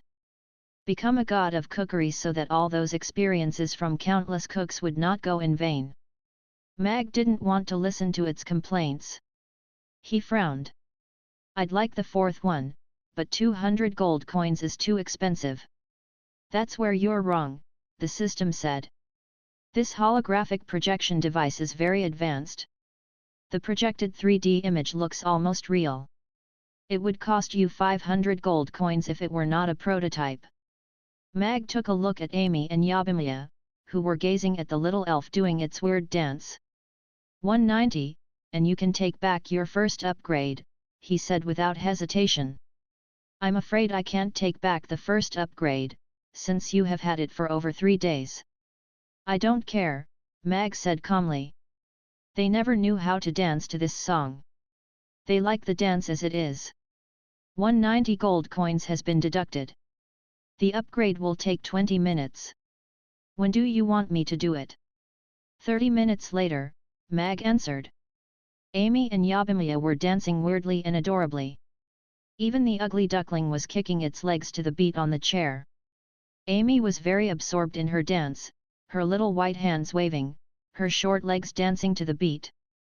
Her cuteness brought a smile to Mag's face. 200 gold coins was too much for a music box. But if the music box was for Amy, it was a different story. It was even a bargain if it could make Amy happy. Mag expected to earn more today. He had saved 5,000 gold coins, and he would be able to buy his first 0.5 strength in a few days. He might also finish his mission of getting 1,000 customers by then. Mag didn't want to waste another breath on the system after the deal was done. He went off to clean the restaurant as he saw the young waitress was lost in her dancing. Yabimiya noticed her lapse when the dance was over.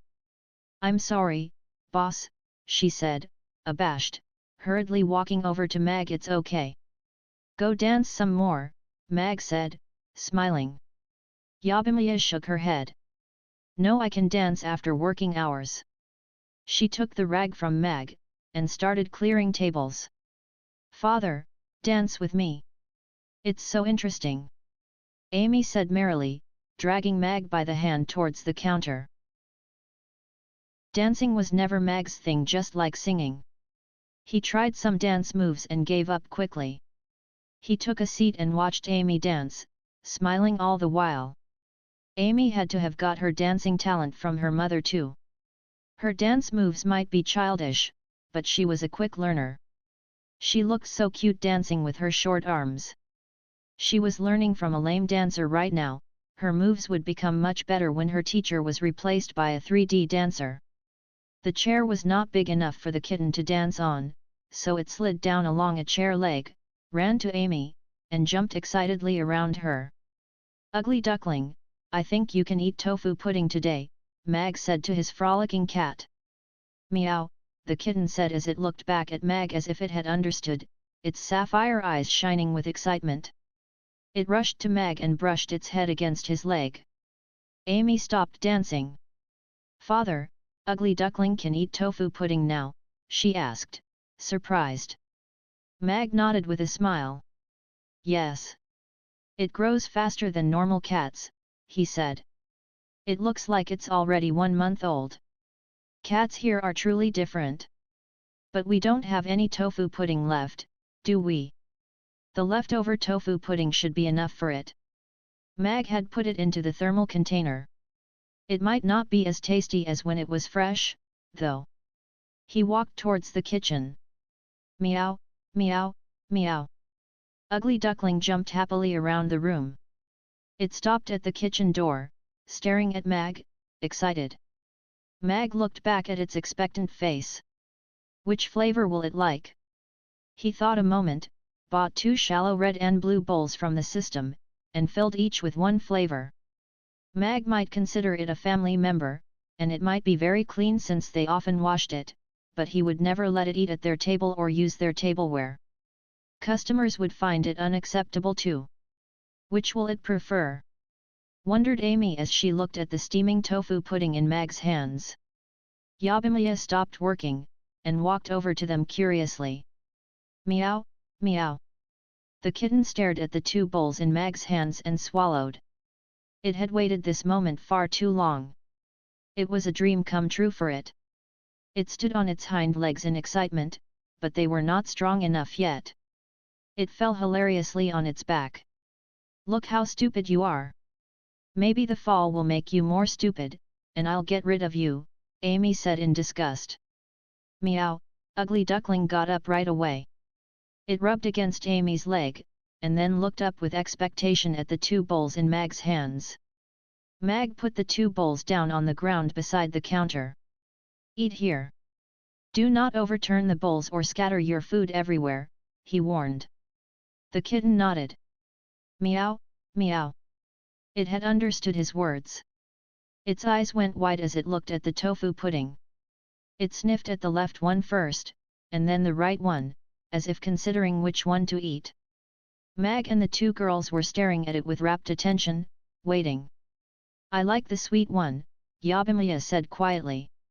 "The savory one is more flavorful and appetizing," Mag said with a smile. "Both the sweet one and the savory one are delicious." "You should eat the savory one first, and then the sweet one," Amy suggested. Ugly duckling was too overwhelmed by the pleasant smell to hear them. It deliberated for a while, and licked the golden red syrup. "Meow," it cried in excitement, eyes shining, and quickly got back to its syrup and tofu pudding. It was eating happily with a soft sound. The sweet smell floated in the air. It prefers the sweet one, Yabimiya said, excited. I wouldn't be so sure, Mag said calmly. After a while, Ugly Duckling rested its head on the bowl's edge, and wrapped its two front legs around the bowl. It had found a much more comfortable eating position. Ugly Duckling, you're so gluttonous and lazy, you'll be fat as hell in no time, Amy said helplessly. 9 out of 10 orange cats are fat, and the remaining one is very fat. Mag shook his head, watching his lazy cat. Black Coal might have been right when he said it will get fat. Ugly Duckling raised its head after it finished eating everything in the bowl. Its face was messy. It licked its mouth, and turned to look at the other bowl. Mag took a look at the bowl. Not even a trace of syrup was left. He had thought it would walk towards the savory one, but it seemed it didn't want to stand up. It moved over to the second bowl, dragging its hind legs. Then it wrapped its front legs around the bowl, and started eating again. It liked the savory one as much as the sweet one by the look of it. Amy laughed. Looks like it likes them both too. Only, it prefers to eat the sweet one first, she said happily, and crouched down to touch its head. She was pretty satisfied with its performance. It likes them both? Yabimiya was a little disappointed. Smiling, Mag shook his head. I should have seen that coming. Orange cats aren't picky with food. He could totally live with that since his daughter also liked both kinds of tofu. Seeing that Amy was playing with the kitten, Mag took the music box in his hand, and said, I'll make some alterations to the music box for you, Amy. Alterations. Amy's eyes flicked from Mag to the music box, and back again. But I like the mushroom fairy. Will anything bad happen to her? Mag shook his head with a smile. No. Instead, she'll become a more wonderful dancer than she is now, and she'll be able to teach you how to dance. She'll have more pretty clothes. Apparently, Amy had already bonded with the toy. Amy's face lit up immediately. For real? But how long will it take? Yabimiya was also very excited. I can't wait to watch her dance again. Mag nodded. About 30 minutes. Why don't you go play with Ugly Duckling? I'll give it back to you when it's ready. Then he walked upstairs with the music box. The update would take 20 minutes, but Mag wanted to make sure the music box had nothing inappropriate for Amy. The kitten gave a belch after finishing the savory tofu pudding. It rolled on its back and showed its white round belly, narrowing its eyes in satisfaction. Amy pulled it by the ear. Get up. Don't lie down after eating. Meow, the kitten said lazily. It brushed its little head against Amy's foot, and found a more comfortable position. Amy frowned, taking her hand away.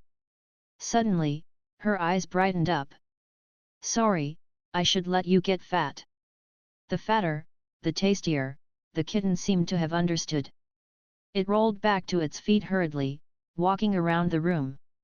Meow, meow, it said to Amy, trying to prove it didn't want to get fat. Amy shook her head, and smiled a dangerous smile. No, you ought to lie down. Ugly Duckling raised its voice. Meow. It started running. Mag shook his head with a smile as he saw this, walking downstairs. Poor cat. The system was altering the music box, so Mag went into the kitchen to knead dough.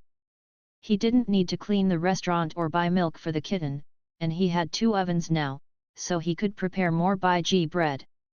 When the system told him the new music box was ready, Mag washed his hands, and started up the stairs. Amy, Yabimiya, and the kitten stopped what they had been doing, and watched him with great expectation. Mag went upstairs, and took the music box out. It didn't look too different, only higher. The elf was gone, and so was the layer of white particles. He could see several red dots on its floor. On the side of its base was a 4-inch touch screen. Apparently, he didn't need to push buttons anymore. The update is complete. The dancer is the same elf as you requested. I have given you 10 sets of clothes for free. You can buy more if you want. Wait a sec. Mag interrupted. What is Miracle Nikki doing on my music box? You plan to trick Amy into spending money on your stupid clothes. And you call yourself a respectable system. Miracle Nikki is nothing compared to my work. The clothes are abundant and beautiful, the special effects are stunning, and the holographic device will show all the details of the clothes. It will give players unparalleled experience, the system explained proudly. I want a parent mode on this thing. And I don't want to see any ads, or you have to give me a full refund, Mag said coolly. This is child abuse. You will kill your girl's nature, the system protested. Mag's mouth twisted in distaste. No, unscrupulous businessmen like you are killing children's nature. I don't recall playing Arena of Valor every day when I was young. The system refused to give up that easily. Maybe we should let the girl decide. Or maybe I should demand a full refund. Fine. All the pop-up ads are gone. Parent mode is on, the system said disappointedly. Mag nodded. I won't find anything like Ifudaudu on it, I hope. Why are you so against Ifudaudu? It is another form of art. Many people have poured their hearts into it. How many dance songs are on this thing? Mag interrupted. Why doesn't it understand that some things are not for children? Sorry. Too many dance songs might have too much impact on this world, so only Gakuraku Jodo is available right now. The second dance song will be unlocked after your daughter masters this one. You can see all the 30 nursery rhymes in the song list.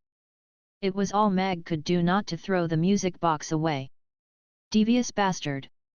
He turned it on, and found several links on the screen, clothes, dances, songs, etc. Mag tapped songs, and found them quite normal. The first one was a little girl with mushrooms, and then Brother John, Duckling. They were all very popular. Suddenly, an ad popped up, saying, App Store is now open, and offers many holographic game apps and game pads. The atmosphere froze. Mag lifted an eyebrow as he looked at the pop-up ad. Part of him wanted to yell at the system, but another part wanted to laugh. For a while, the system said nothing. Finally, it said in an embarrassed voice, "My bad," then the ad disappeared. Mag shook his head, and sighed silently. It's really all about money. It must have forgotten why it is here. I don't know if it's a good or bad thing. Still, holographic games might be interesting. Mag wasted no time before going downstairs. The two little things were still waiting. Where is the mushroom fairy, father? Amy asked nervously as she walked quickly up to Mag, staring at the empty music box.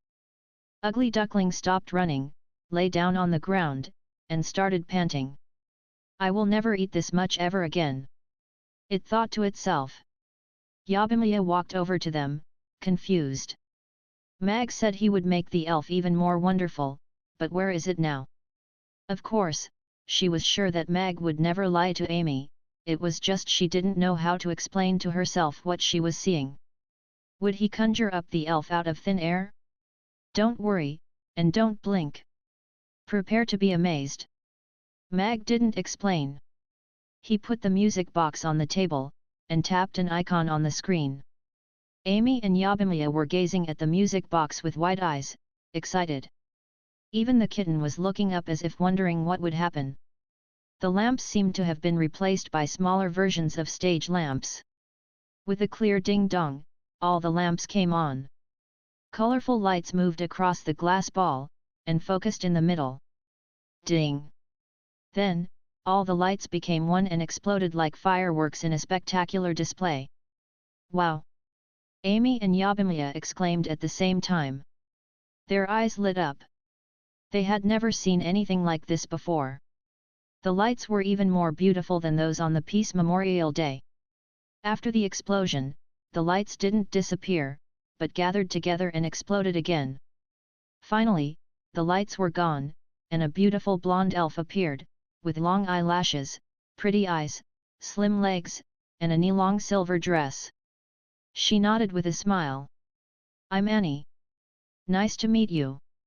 "It's amazing," Amy said, clapping her hands. She walked around the table, her mouth open. The elf looked so real right now. Her skin was white and shining, and she smiled so naturally, just like a real elf would smile. Yabimiya looked confused as well as surprised. "She's so cute. But did he summon it by magic?" "The lights might be used for the magic, but she looks so real, and she can talk." Ugly Duckling, which had been lying on the ground, got back to its feet quickly, and walked curiously over to them, craning its neck to get a better look. "No, you're not Annie. You're Mushroom Fairy," Amy said as she realized, shaking her head. The little elf cast a confused look at Amy.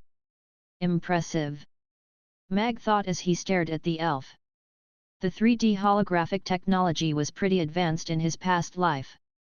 One of Luo Tianyi's concerts had used this technology before. The system had done a great job. The definition of the image was excellent, even subtle expressions were so clear. The elf might not be as intelligent as the system, but it was smart enough. Also, it could become smarter through learning. Mag might have found the system admirable if it were not a money grubber. The 20,000 copper coins seem worth it. "I'm looking forward to the holographic games."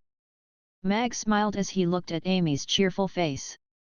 "Mushroom Fairy is your real name, not Annie." "You must have forgotten," Amy said solemnly. The little elf looked more confused now. "I have forgotten my name." "Yes. You're Mushroom Fairy," Amy said with iron certainty, giving a solemn nod. "I'm Mushroom Fairy." Amy nodded. "You are?" The little elf gave a nod. "Hi, I'm Mushroom Fairy. You have finally remembered," Amy said merrily, clapping her hands. Mag gave a strange look as he watched the elf who had been brainwashed by Amy. Amy has brought her IQ down to her level. Yabimiya's mouth opened and closed. She didn't believe what she was seeing. She didn't say anything, though, since the elf seemed pretty happy with her new name. "Okay. Do you want to learn how to dance?" Mag said, and was about to tap the screen. "Only Gakuraku Jodo is available right now." "Do you want to learn this one?" asked the little elf. "Yes." Amy and Yabimiya said simultaneously, gazing at the elf with a surprised look. "She can understand our words." "Well, you have to find an open space about 3 meters square so that you won't bump into anything while learning," Mushroom Fairy said with a smile. "Let me show you how to dance to this song first." The music started, and the elf began dancing in her silver dress. "No one else has ever watched an elf dance to this song, I think." He looked at the graceful dancer, and nodded. "Not bad." Mag watched 5 times before he went back to working in the kitchen. This new dancer made the old one look like a joke. Moreover, she taught in a methodical way and followed their progress. Although she couldn't correct their dance moves, she was no less a professional dancing master. Yabimiya moved 2 tables aside to make enough space for them to dance on, and pulled down the shades to block unwanted eyes. She was a little embarrassed to dance in front of Mag at first, but the look he gave her was as gentle as the one he gave his daughter. She grew used to it quickly, and lost herself in the dance. Their spirit infected the kitten. It was jumping and running, more willingly than when it had been forced to run. Life is more than just work, Mag thought as he watched Yabimiya, who was struggling to copy the elf's movements. He smiled. Hope she can walk out of her past and find happiness here. At lunch, Mag made some Yangzhou fried rice, and chopped a piece of stewed meat for Ugly Duckling. Mag had been worried that the cat might not like the food, but it sniffed at it, meowed happily, and dug in. It shoved its head into the plate and ate hungrily. Orange cats are indeed gluttonous, Mag thought, and started eating. "Dancing is interesting, father," Amy said merrily, taking a large bite of Rugiemo. I want to learn more in the afternoon. Yabimiya was also looking expectantly at Mag with a Rugiemo in her hand. Her face was still red from dancing for 2 hours. She might look a little tired, but she felt terrific. Mag nodded with a smile. Sure. But you have to wait till all the customers are gone. They don't like to be disturbed while eating, he said. Amy would begin her lessons with Krasud tomorrow. Thank you, father. Amy said cheerfully. Yabimiya smiled. Her golden tail wagged in excitement. Mag took a bite of his Rugiemo. She'll study under Krasa 3 days, then under Urian also for 3 days, and rest 1 day. Amy would eat her meals in the restaurant and have some rest at lunch hours. Mag liked this way of teaching. He didn't worry that her teachers would be too strict or about the risks involved in studying magic, since the 2 old men were looking for every opportunity to criticize each other. Meow, meow, Ugly Duckling finished its meal in a short while. It licked its greasy lips, and raised its head to meow at Mag, not quite satisfied. Mag had started to grow on it since he made it food. Amy turned to the kitten with a smile. I can give you some from my plate if you want.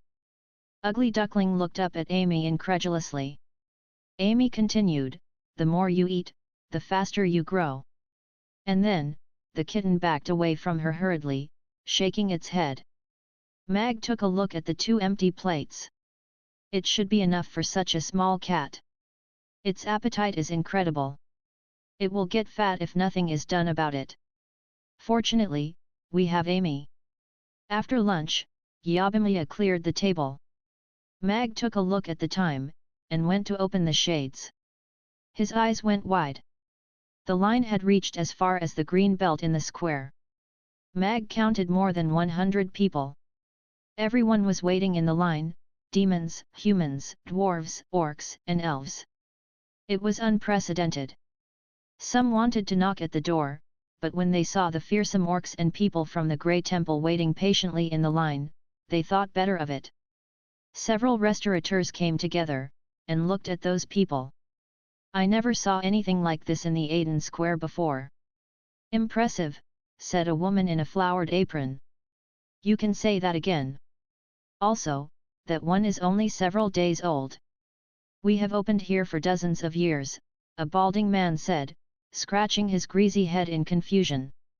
Just a thought, but could it be that they are drugging their food? A skinny old man said as his eyes lit up. You might be onto something here. Their customers look strange when they come out, said an old woman. A young girl walked past me in the morning with a bread in a bag, and she moaned when she took a bite of that bread. They drug their food, I think. We should report this to the Grey Temple. Absolutely. They had lost a great number of customers already. You people are unbelievable, in a bad way. Stop backstabbing and go see for yourself what they have to offer, a fat man said as his mouth twitched.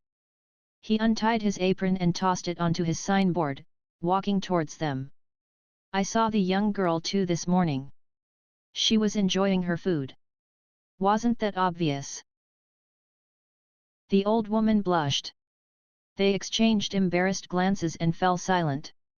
I'll go see what is going on there, the woman said as she untied her flowered apron, and walked towards Mag's restaurant. We should all go and try their food. Maybe we can find out their secret, the balding man said with a smile as he watched his 2 counterparts walking off. Smiling, the others echoed their agreement, and walked towards Mamie restaurant together. More new customers. Mag smiled, trying hard to hide his pride. He opened the door. They looked to the door as they heard the beautiful sound of the door opening. Many had been waiting for a long time, but they knew Mag's rules, and nobody knocked at his door. I've been waiting for the whole morning, Mag. My legs are asleep, Vicenio said sullenly as he leaned on the door frame, his voice feeble. He was at the head of the line. I'm sorry, but rules are rules. It was all Mag could do not to laugh as he watched Vicenio, who looked much better now. Women have strong sexual desire.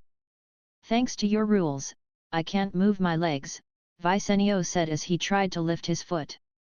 He was still holding onto the door frame, he didn't want to fall to his knees again. Come on, give me a hand. The customers behind him laughed. Mag helped him in, and seated him at the table by the door. I'd like 3 plates of young Joe fried rice. 2 for here and 1 to go, Vicenio said. Then, he grabbed Mag's hand as if he suddenly remembered something. He lowered his voice. Are you sure this dish is much milder than Reggiano? My life is at stake here. Yes, I'm sure, Mag answered as he withdrew his hand, patting Vicenio on the shoulder. Vicenio gave a nod. I'll trust you on this. Come on in, everybody, Mag said to the customers outside, smiling. Welcome to Mamie Restaurant. Yabimiya said, walking up to the customers with a smile, and started taking orders. Us old men are not as resilient as young people, Mag, Krasu said. We suffer a lot standing here for a long time. Can you do something about it? Their talking caught Urian's attention. He had had black coal and green pea look after his shop, and had waited here for almost a half hour. The other customers were craning their necks to look at Mag, waiting for his answer. Mag shook his head with a smile. Sorry. There is nothing I can do. You can eat as much as a young man. You're strong, though you may not look like it. Krasu glanced at Mag. I'm Amy's master. How can he be so ungrateful? The tables were filled up in a short while. The remaining customers had to form a new line, which went from the counter to the outside of the restaurant. Mag was a little surprised when he saw the end of the line. The last 7 people look familiar. As he turned to walk towards the kitchen, he suddenly remembered. That big, greasy guy is the owner of that pork steak restaurant. I have seen him slaughter pigs before. And the other 6 are restaurateurs too, I think. What are they doing here? Do they plan to go on a rampage in my restaurant? Mag raised an eyebrow. Mamie Restaurant was pretty popular in the Aden Square already, it was attracting more and more customers despite its poor location. It was great news for Mag, but the same thing couldn't be said for other restaurateurs at the Aden Square. Mag had managed to win over their customers, and most of them were rich. In fact, Mag had seen this coming. After all, he came from a business family. He might have never been a businessman before, but he had seen too much in the business world to fret. He was confident that there would be copycats. His dishes were nothing like the food in this world, they were bound to challenge their concept of cooking. Mag didn't find copycats annoying, though, they were a sign that he was affecting this world's eating and cooking habits. He found it amusing. He didn't worry his copycats could cook half as well as him. He would gladly become a pioneer, but he wasn't about to teach them the skills. He didn't like the idea of sharing his market. They can try to figure out how to cook these dishes. There's nothing I can do to stop them, thought Mag. But it will take them years to find out the right way. The ingredients I use are extraordinary, and we always have new dishes. There's no place like Mamie Restaurant. A smile touched Mag's lips. A rainstorm is coming? Mag shook his head. No. It's a sprinkle at best. I can help you add self-destruction devices into the food if you want. They will protect your secret, the system said suddenly. How much? Mag was a little intrigued. 10 gold coins each. No, thanks. It's even more expensive than Reggiano. Mag thought. Your young Joe fried rice, Yabimiya said with a smile as she put the plate in front of Vicenio. He knelt before Mag in the morning. He looks so pale, he must be starving. Thanks, Vicenio said without lifting his head. His attention was totally attracted by the food already. He had watched others eat this dish in the morning, but he hadn't paid too much attention. Now that this colorful dish was right before him, the tantalizing aroma made him swallow in spite of himself. The pleasant smell caught others' attention as well. Those restaurateurs fixed their wide eyes on the fried rice. Andrew frowned. What's this? Why did he have to chop everything into such small pieces? The taste and texture are ruined. His pork steak was known for its big size, and was the 18th most delicious food at the Aden Square, mostly because of its size. He liked to watch people gobble down his steak. The smell of eggs has mixed perfectly with the smell of other ingredients, and together they have created such a wonderful aroma. What's inside the eggs? Rice? But rice grains are so small. How did he do it? Bernice wondered. Her dishes featured fineness. Her restaurant's specialty was ranked 13th among the most delicious food. She was good at making the best of ingredients, and she was well aware of the skills needed to chop everything into the size of a rice grain. The ingredients looked to be of high quality, but did he cook them all together with oil and seasonings? I wonder how it tastes. Besides, different people like different foods. I don't think they all find that dish tasty, Miles thought, frowning. His restaurant accommodated all tastes, and that was why he had many regulars in spite of his lack of specialties. They held their questions and doubts in check, they didn't plan to cause any trouble here. Vicenio could feel their eyes on him. He raised his eyes to theirs. Guys, please do not stare at me like that. You're making me nervous, he said, moving the plate closer to himself. Andrew smiled. Sorry. Don't worry. We're just watching. Okay, Vicenio dropped his gaze back to his food. Apparently, the strong butcher's words didn't make him feel any better. His stomach was rumbling. He picked up the spoon, and took a bite. This is good. Vicenio's face lit up instantly. The taste of different ingredients spread in his mouth, delicious and intoxicating. When he swallowed, the food slid down his throat like a warm current. His drowsy cells were beginning to revive like the dry field after the rain. He felt so good, his weariness was largely gone, he didn't look as pale as before, and he could feel his strength coming back. Vicenio's eyes went wide. He gazed at the fried rice with a surprised look on his face. It's working. Even better than those pills. And it's so delicious. No wonder my wife liked it. He took another bite, and then another. He smiled, and was completely lost in the food. Mag's 7 counterparts swallowed. Is it really that good? They all had the same question in their minds. They watched Vicenio wolf down the fried rice, and could only imagine what it tasted like. Some customers became a little restless after waiting as the aroma of Ruggiemo and Yangzhou fried rice floated in the air. The half-dragon waitress was taking orders and serving food. She'd never made a single mistake, smiling all the while, so the customers waiting couldn't bellyache too much. Then the 7 restaurateurs saw the Ruggiemo. What's that? A loaf of bread stuffed with chopped meat. How tasty can it be? Andrew said. He was even more confused now. Why do they have to serve meat with bread? Did you smell that? It's so different, don't you think, said Bernice. It was clearly a much stronger smell than the first one, and it whetted her appetite immediately. They were chefs as well as restaurateurs, so they were more interested in figuring out how to make the food. Yes. Deep-fried pork steak doesn't smell like that, Andrew said, shaking his head. Nor does roasted meat, the old woman said. Miles frowned. I don't think he boils meat in water. Why do I get the feeling that he cooks in a completely different way? Did he invent all these dishes himself? The balding man asked. An inventor, hey? Bishop sneered. So many restaurants want to invent new dishes, and they all end up shutting down.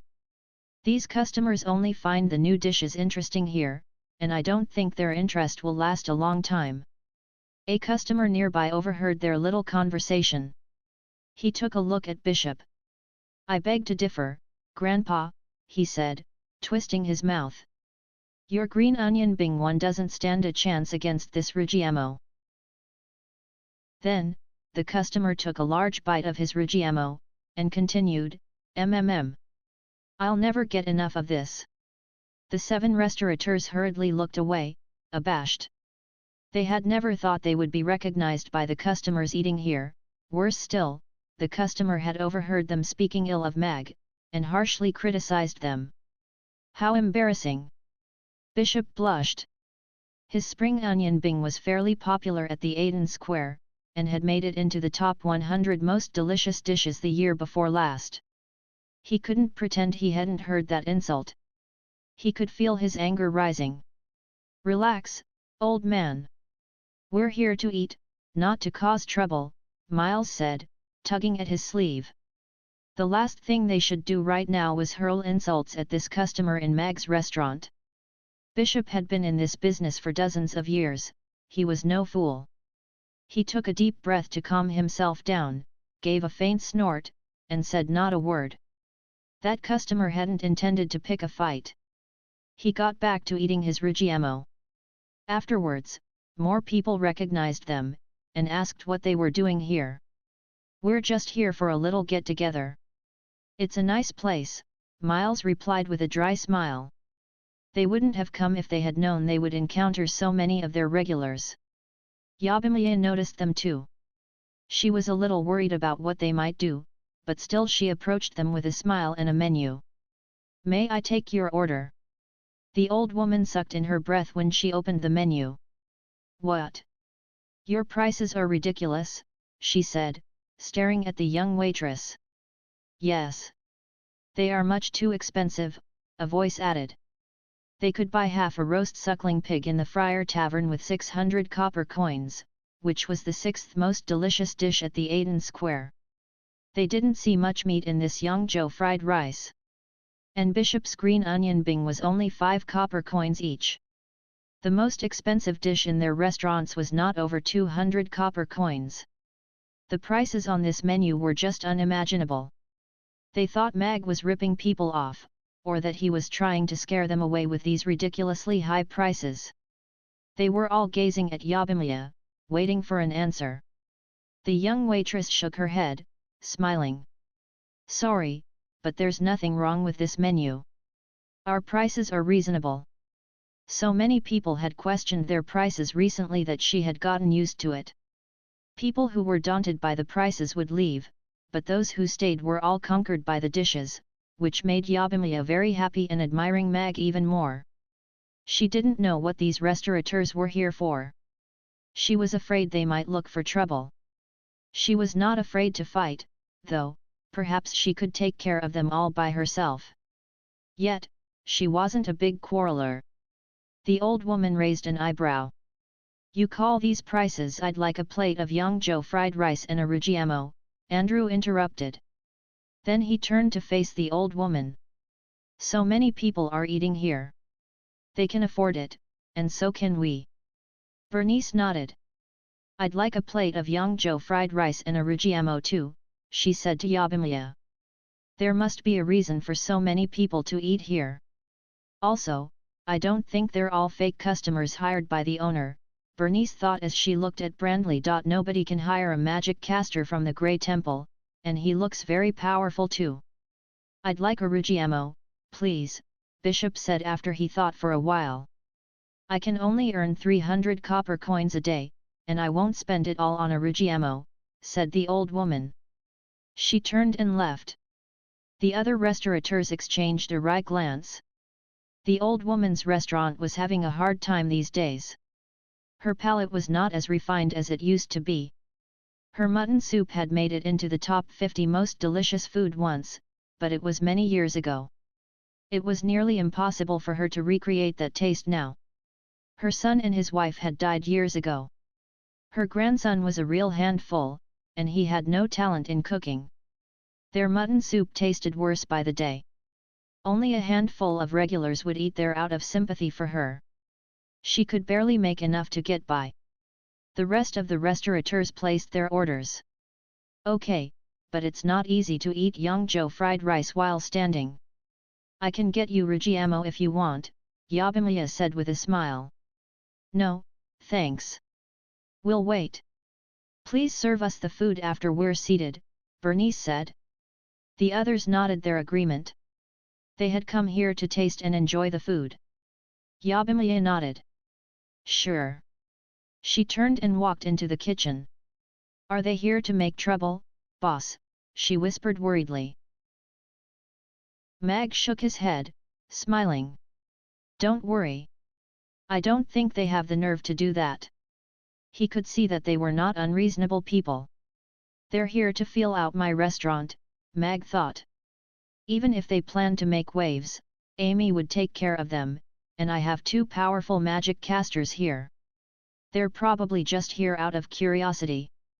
When my restaurant becomes more famous in the Aiden Square and all throughout Chaos City and the whole continent, more cooks will come, hoping to learn a thing or two from me. I think they'll like our food too, Mag continued. He removed the fried rice from the wok into a plate. I'm sure they will, the waitress said, picking up the plate. Mag's calm infected his waitress, her beautiful smile returned.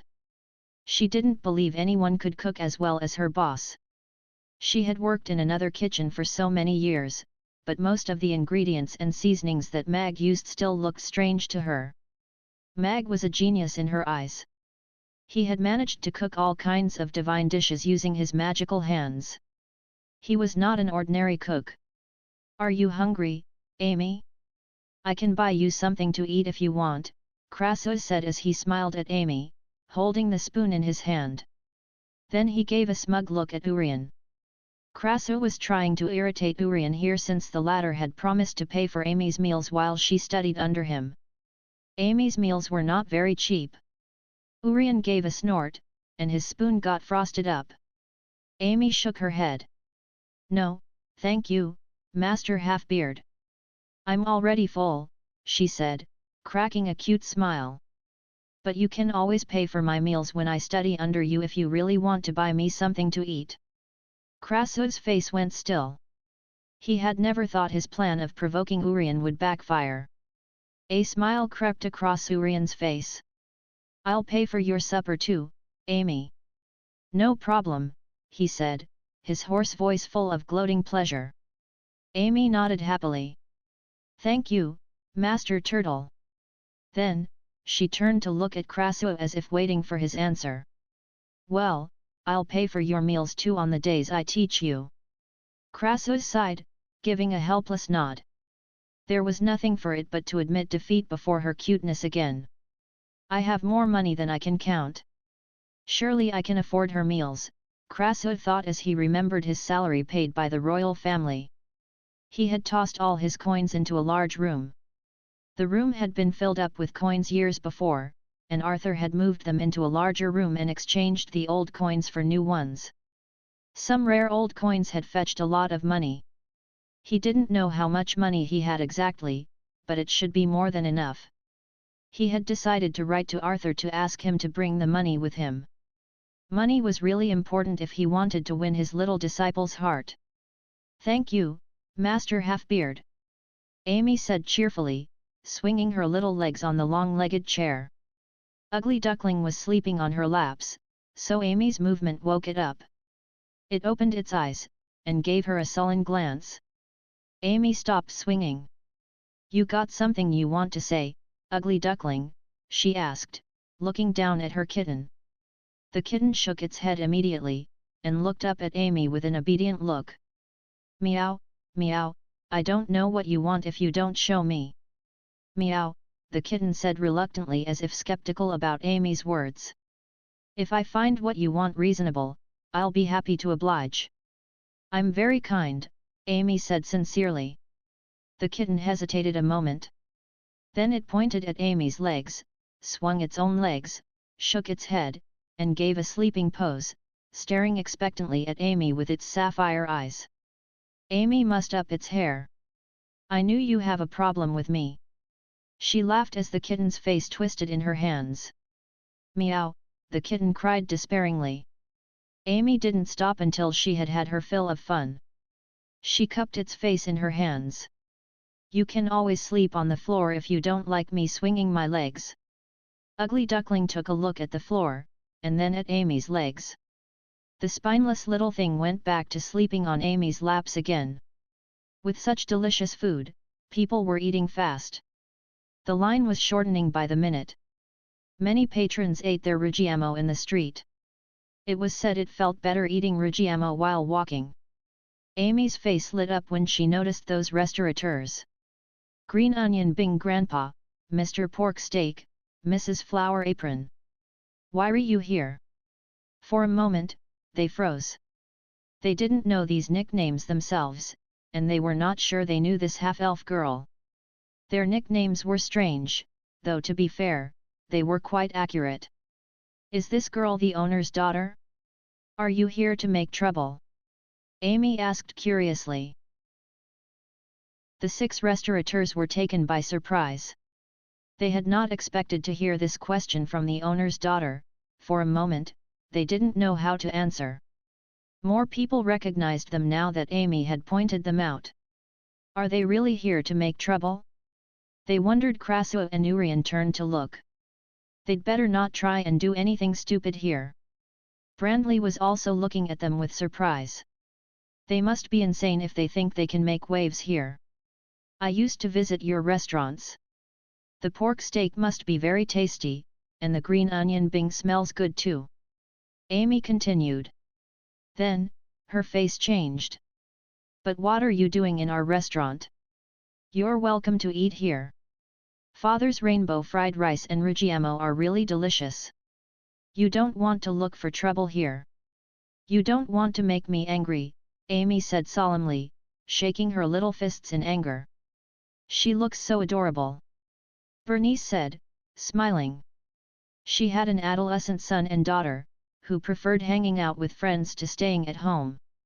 It had been a long time since she last saw such a cute girl. Her heart was overflowing with motherly love. We're not here to look for trouble, Andrew said, clumsily waving his hands as he looked at the cute little girl. She likes my pork steak. The nickname she gave me sounds a little odd, but I kind of like it. How can I explain to her why we're here? We're here for food, little girl, not for trouble, Miles said calmly with a smile, shaking his head. Really? Amy said dubiously. Then she put down her hands, and nodded. Okay. The 6 restaurateurs let out a sigh of relief. The little girl's stare had given them a lot of pressure. Sorry. Please forgive my daughter.